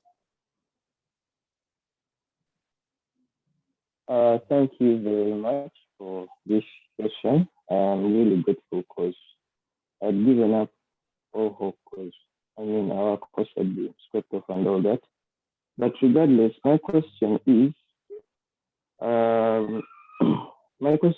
can some of the other students in other courses, let us say the quantity surveyors, the architects, and whatsoever, can't they consider that a project can be done without the need of a construction manager?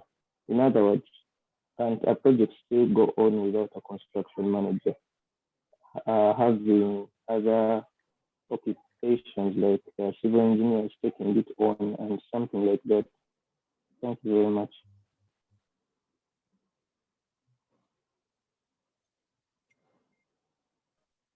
I don't know if our guest speakers have got the question, but he's trying to ask if projects can advance without the hand of a construction manager.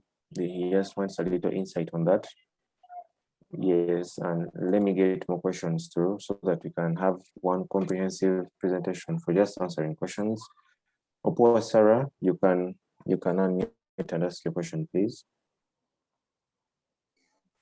Okay, thank you so much, guys, for joining us. I have two questions for Richard. And actually, your profession is so inspiring.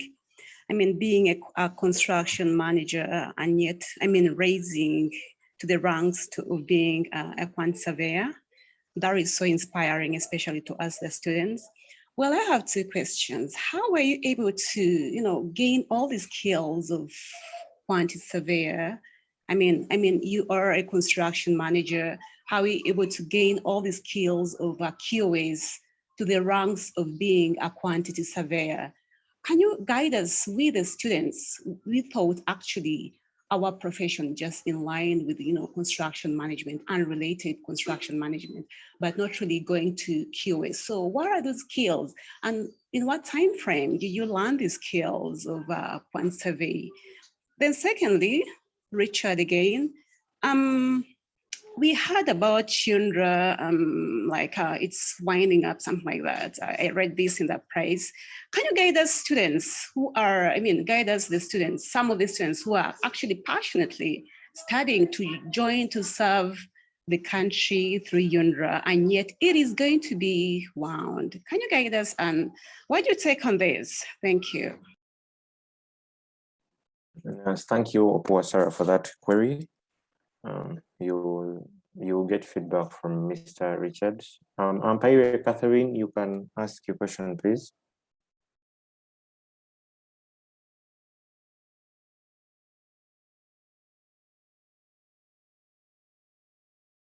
Catherine, you can unmute and ask your question. Oh, she's probably absent. Let's get another question from Oscar Ongei. Okay, thank you very much for this opportunity and for the sharing. In most cases, wherever you're planning to do something, you have to have a deal and a mission in it. So for me, as a person doing construction management, my dream is so much that after my course and in the working field, after some few years, I wish to start up a construction company. How far will I be allowed to make a company with just a degree? And what will it take for me to have a construction company at a place?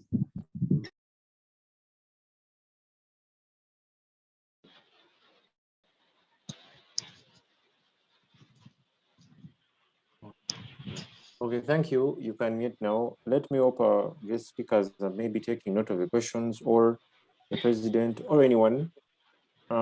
We can have another query from Avesiga Ibrahim. Please unmute and ask your question. Yes, thank you much, Solomon, and everyone, our guest speakers and everyone who has spoken. I've been attending, and the presentation and whatever you've presented was so nice. So I have two questions. One, in the absence of a construction manager, like on a construction site or construction project where all fields are respected, who is the immediate representative or immediate substitute?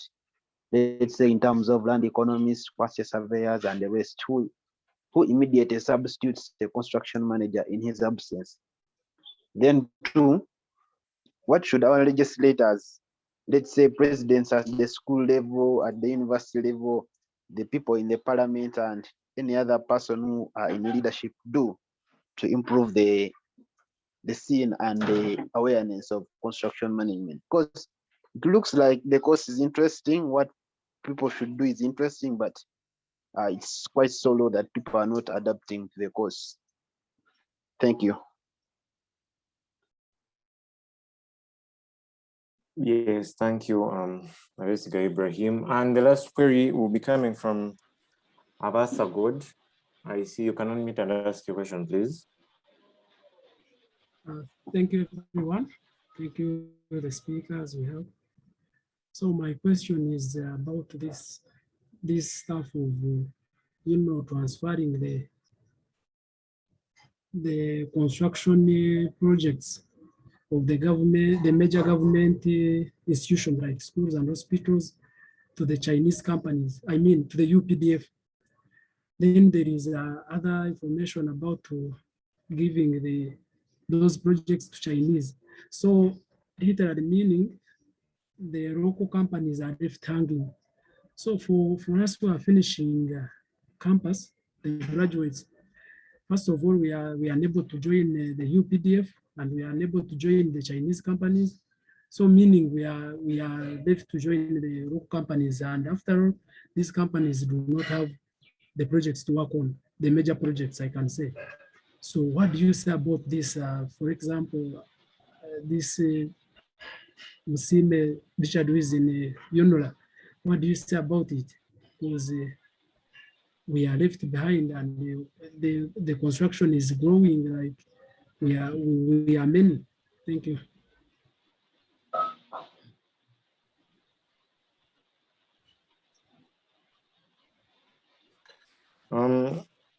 Yes, thank you for that question, Abasa God. Yes, we have a question from our president, but let us very first remain pending. The insight I'm getting for the questions people asking are all directed towards the second speaker, Mr. Richard Musime. I don't know if he is around. Is Mr. Richard Musime around? Yes, Solomon, I'm available. I'm going to handle just two questions, and then the other two will be for the rest of the speakers. I'll just handle the ones that were directed directly at me. The first was from Sarah, and she was inquiring how I gained the skills of the QS. As I mentioned in the presentation, and also from the speakers who have just spoken, it starts with you. You need to first and foremost have the love of the industry. You need to want to develop yourself. You need to want to always keep learning. I got a chance of being trained by Japanese. I worked with Japanese for 10 years, and they taught me a way of working that I didn't learn in school. That way of working is called Kaizen. Kaizen is a Japanese philosophy of always keep developing. It's taken up by Toyota, and that is why Toyota keeps every year, keeps improving, keeps being the world leader as a car manufacturer. So even to yourself, have the philosophy of Kaizen. Sarah, keep sorry, there's someone whose mic is not muted. Barnabas, please mute your mic. Sarah, keep developing your skills, keep wanting to learn. For example, now I've told you about QS work and takeoffs. These are things now you need to get the interest. Do what Lillian did. She went to sites when she was a student. She had input in wanting to learn. That is what I can say. And for how long it has taken me, I've now been in the field for 13 years, and half of that I've been practicing as a QS. So it's been some time. The one on the merger with UNRWA, I cannot speak on that because as an entity that is dealt with by a specialized person who's supposed to address the public about that.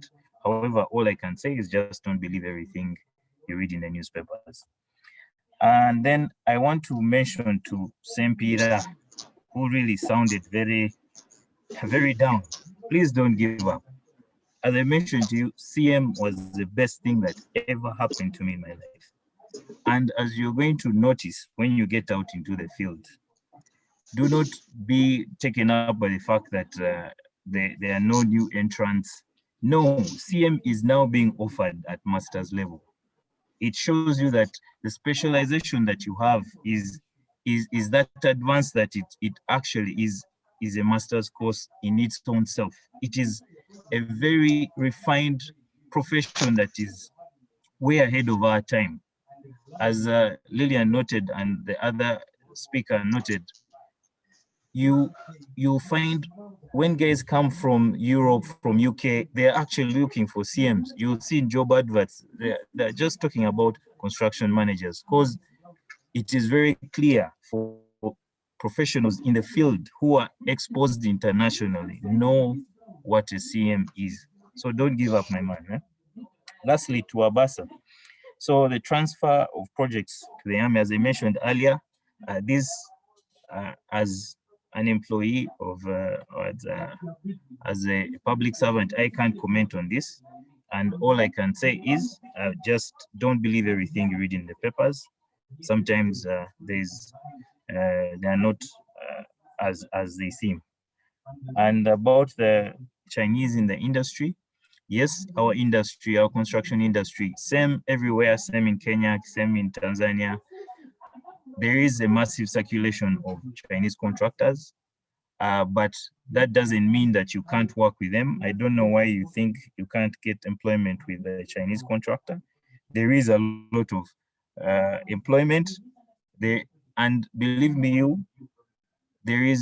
I doubt there's anyone on this call in the field who is a CM who can say that it was a mistake for having done CM, who can say they are not employed, who can say they are struggling. That is not true. It is there's a lot of work out there. Please be ready, guys, when you're done with your course, to come join us in this very wonderful field of construction. Thank you. Thank you, Mr. Richard. I hope all participants that had their queries have got answers from Mr. Richard, and it's been loud and clear. Finish studying, join. Yes, at this juncture, let me welcome the Vice Speaker. The Vice Speaker, Ms. Claire, so that she can give us some remarks, and also invite the President to ask his question because he never asked. Yes, then we shall be closing the event in a few. Thank you.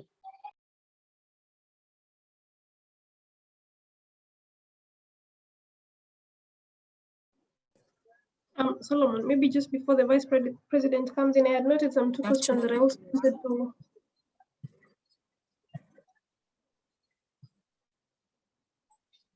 Just go on, Catherine, sorry. Yes, I had forgotten about the questions. My apologies. We can get a response from you, Ms. Lillian Ochako. No, just two questions that I noted down that I wanted to comment on.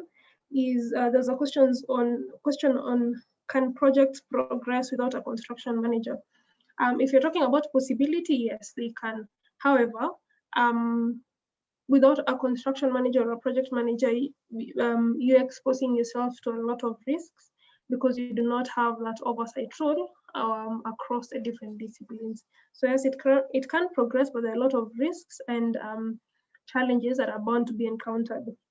And that is why we advise clients to get project managers. And secondly, in the absence of a construction manager who substitutes, you'll find a lot of projects that do not have a construction manager, and not because they don't need one, it's because they don't know they need one, or they don't know that this is what a construction manager would come in to do. In the absence of a construction manager, most of the time you'll find the client appointing either the engineer or the architect as a lead consultant.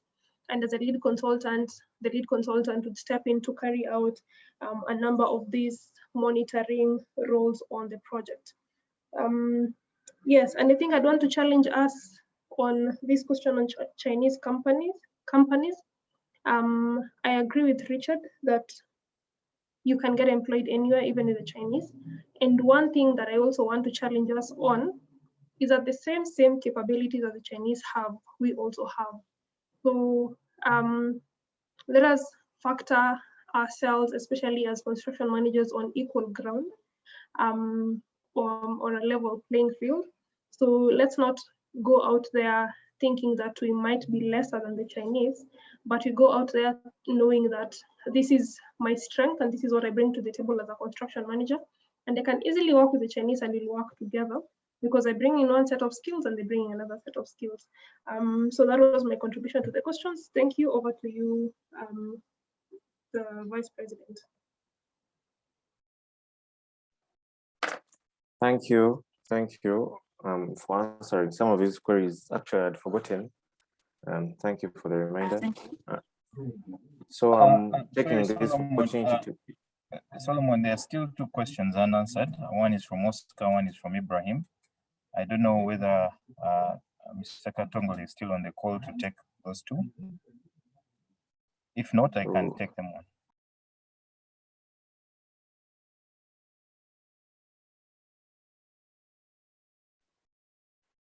Mr. Katongole, are you still on call?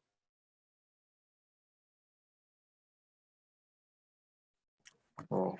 Okay, if not, I think let me take them on. Oscar, your question was about what it takes to start up a company. Is your degree adequate? Yes, the straight answer is yes.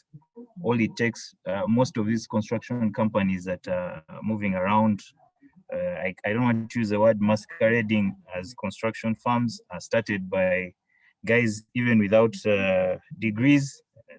It has nothing to do with your degree to start up a company. All you need to do is go and register it with URSB and the company is registered. However, if your question was to start up and have a successful construction company, the answer is yes, and you're much better placed due to your construction management knowledge. You are in a much better position because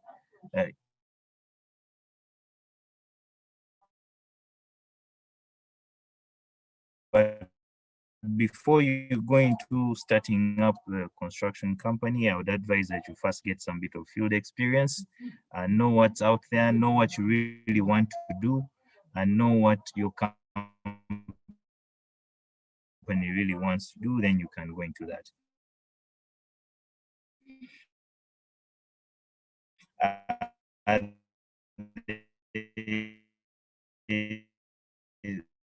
The other question from Ibrahim about policy and legislation.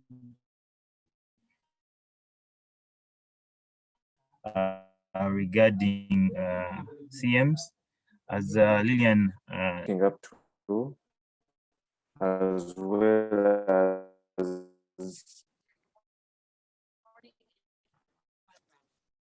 demystifies some myths about construction. Give the floor to the Deputy Speaker to give us a word or two as she invites the President to crown up the session, as well as a closing prayer.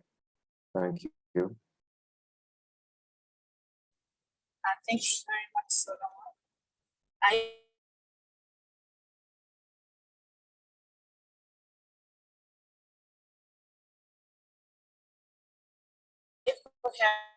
I'm not going right now. Hello, can you guys hear me?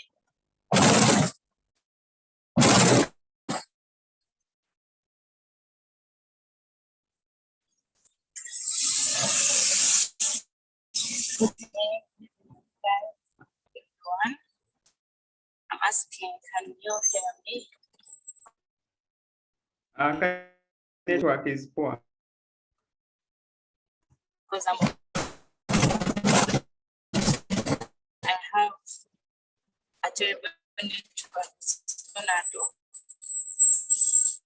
So before I give up,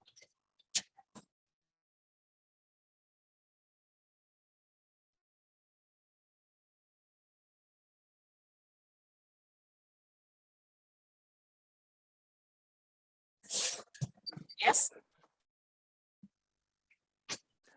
Deputy Speaker, we are losing you. I think you have poor reception.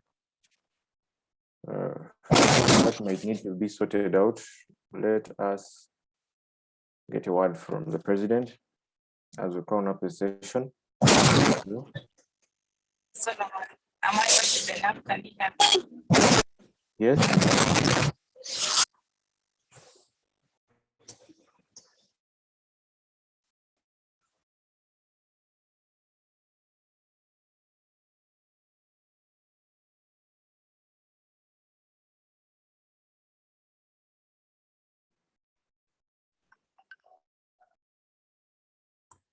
It's unfortunate we didn't get word from the Deputy Speaker, Ampaire Catherine.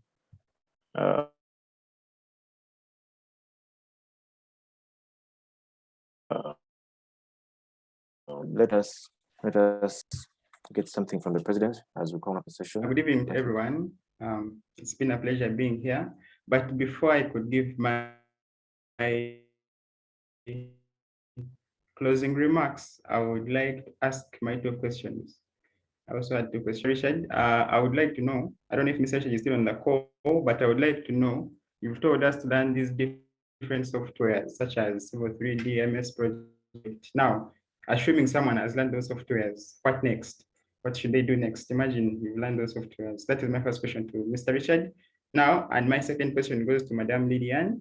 Madame Lydiane, it's a pleasure having you here. My question to you is,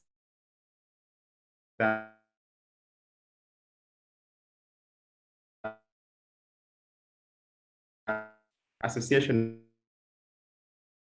of activities, and among them, I saw you have student competitions. I saw you have career talks. I saw you have student work.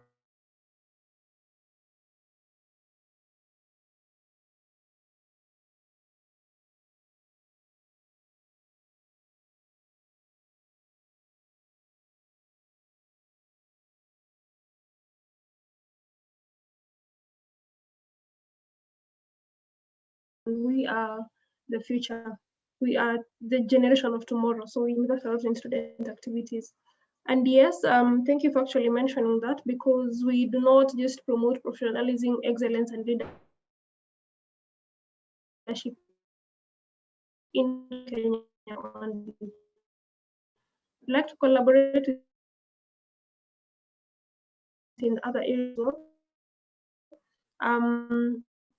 I'll put you in touch with that's from the organizer. You can have a lot of webinars online. You'd be invited to join as a student community, and also just put in touch with our student representatives in each of the universities to encourage collaboration, to understand what are different people doing, how is it in Kenya, how is the student life there, what opportunities are there, what opportunities are in Uganda. So you can get my email address, then I'll put on student activities, especially for those that you definitely invited to join. Thank you so much. It has been noted. Okay, I think let me go next. Kuna, first off, I want to thank Lillian, and I think the next time come to Kampala, if you ever come, we should have a chat.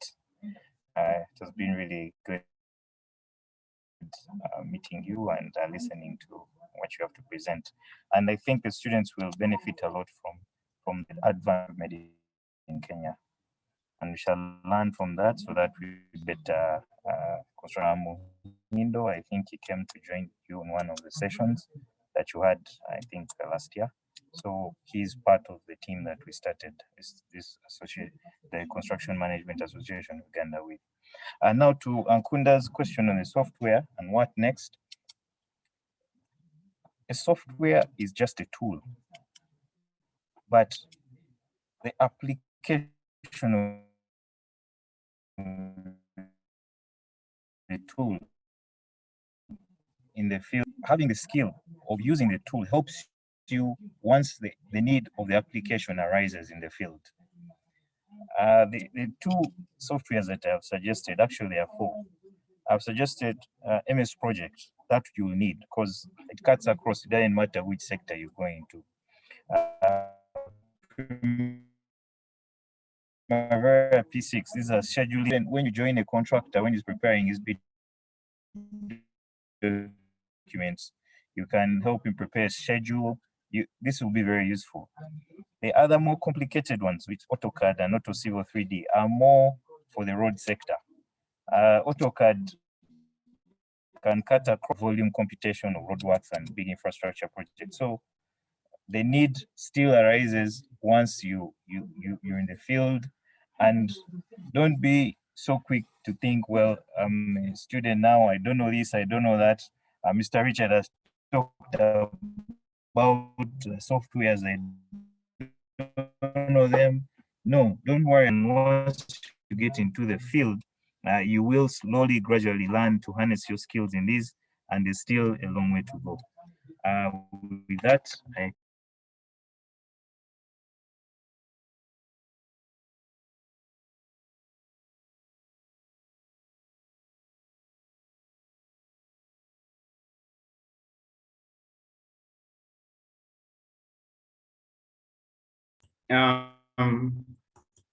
Thank you so much for the answers to the question. I think I've understood everything.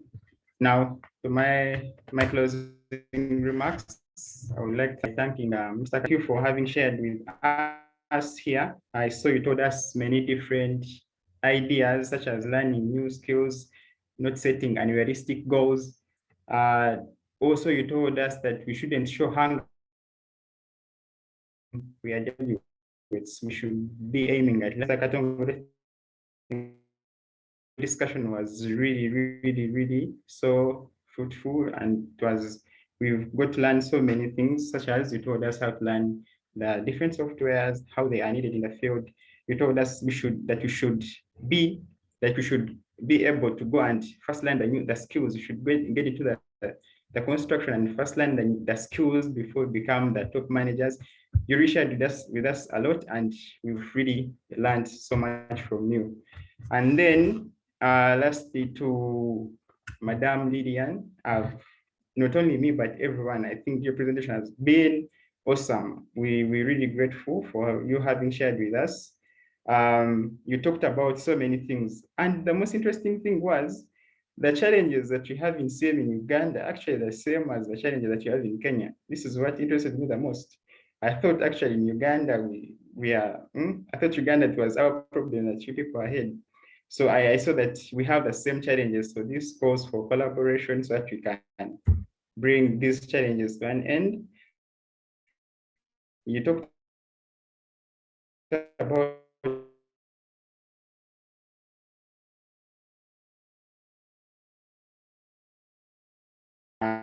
many things. Place for CM, some skills. You would go to site, you would go with your friend and you learn something. That was wow, that was interesting.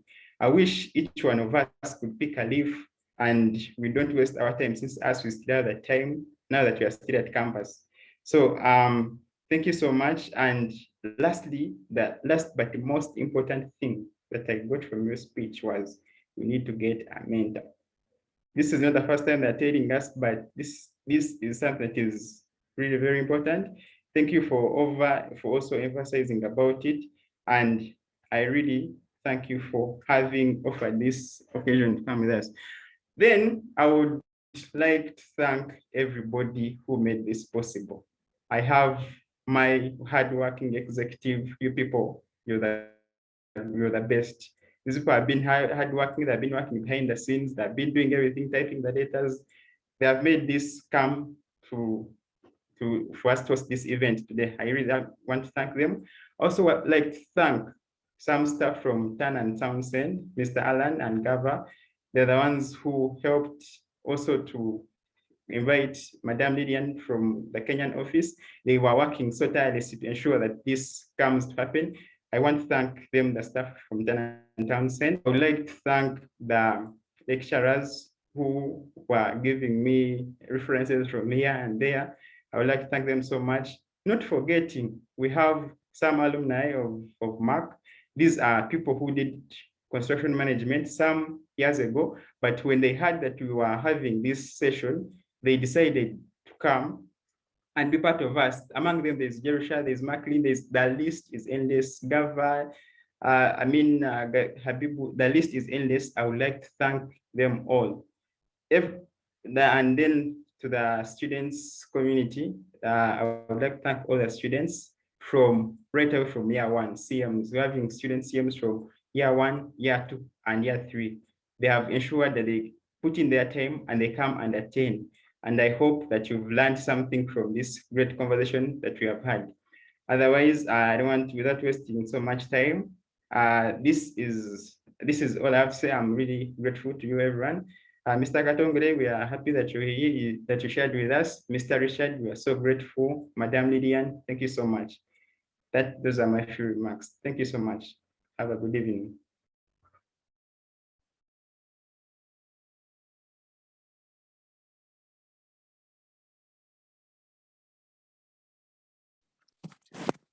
Thank you, Mr. President, for pressing up the ceremony.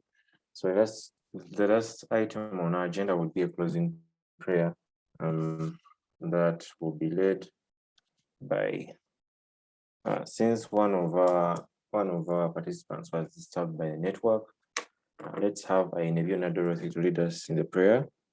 Dorothy. Hello, Dorothy. If you're there, you can lead us in a closing prayer, please.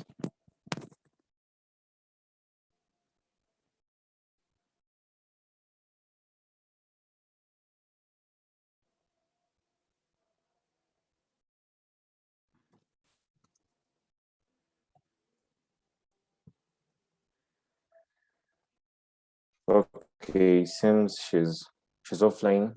Anyway, I will lead you through a short prayer, then we can.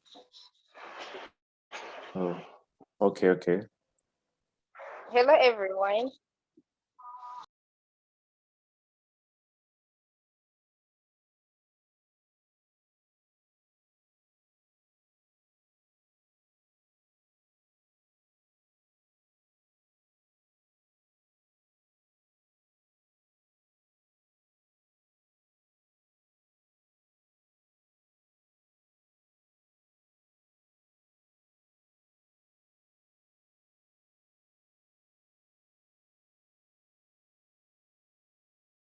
Okay. It shows this happening when one of our members can't catch up because of maybe network or anything. Let's humble ourselves for a short prayer. So, Father Lord, we thank you for a wonderful ceremony, a wonderful event that you've given us. You've graced us with very nice and motivated presenters. You've given us the best, Lord Father, even what we didn't expect as we are going out. We have year ones, year twos, and year threes. As we progress with our studies and leave campus, Lord Father, may you brighten us, may you sharpen us, Lord Father, that we may always apply whatever we've learned through this presentation, and may you make our stay as construction managers worthwhile, Lord Father, so that we might see the fruits that a better built environment has to offer. Thank you, Lord. Thank you, Jesus. We prayed and believed. Amen. I remain Jingo Solomon for a better built environment. Thank you. Thank you, Jingo Solomon, for Done.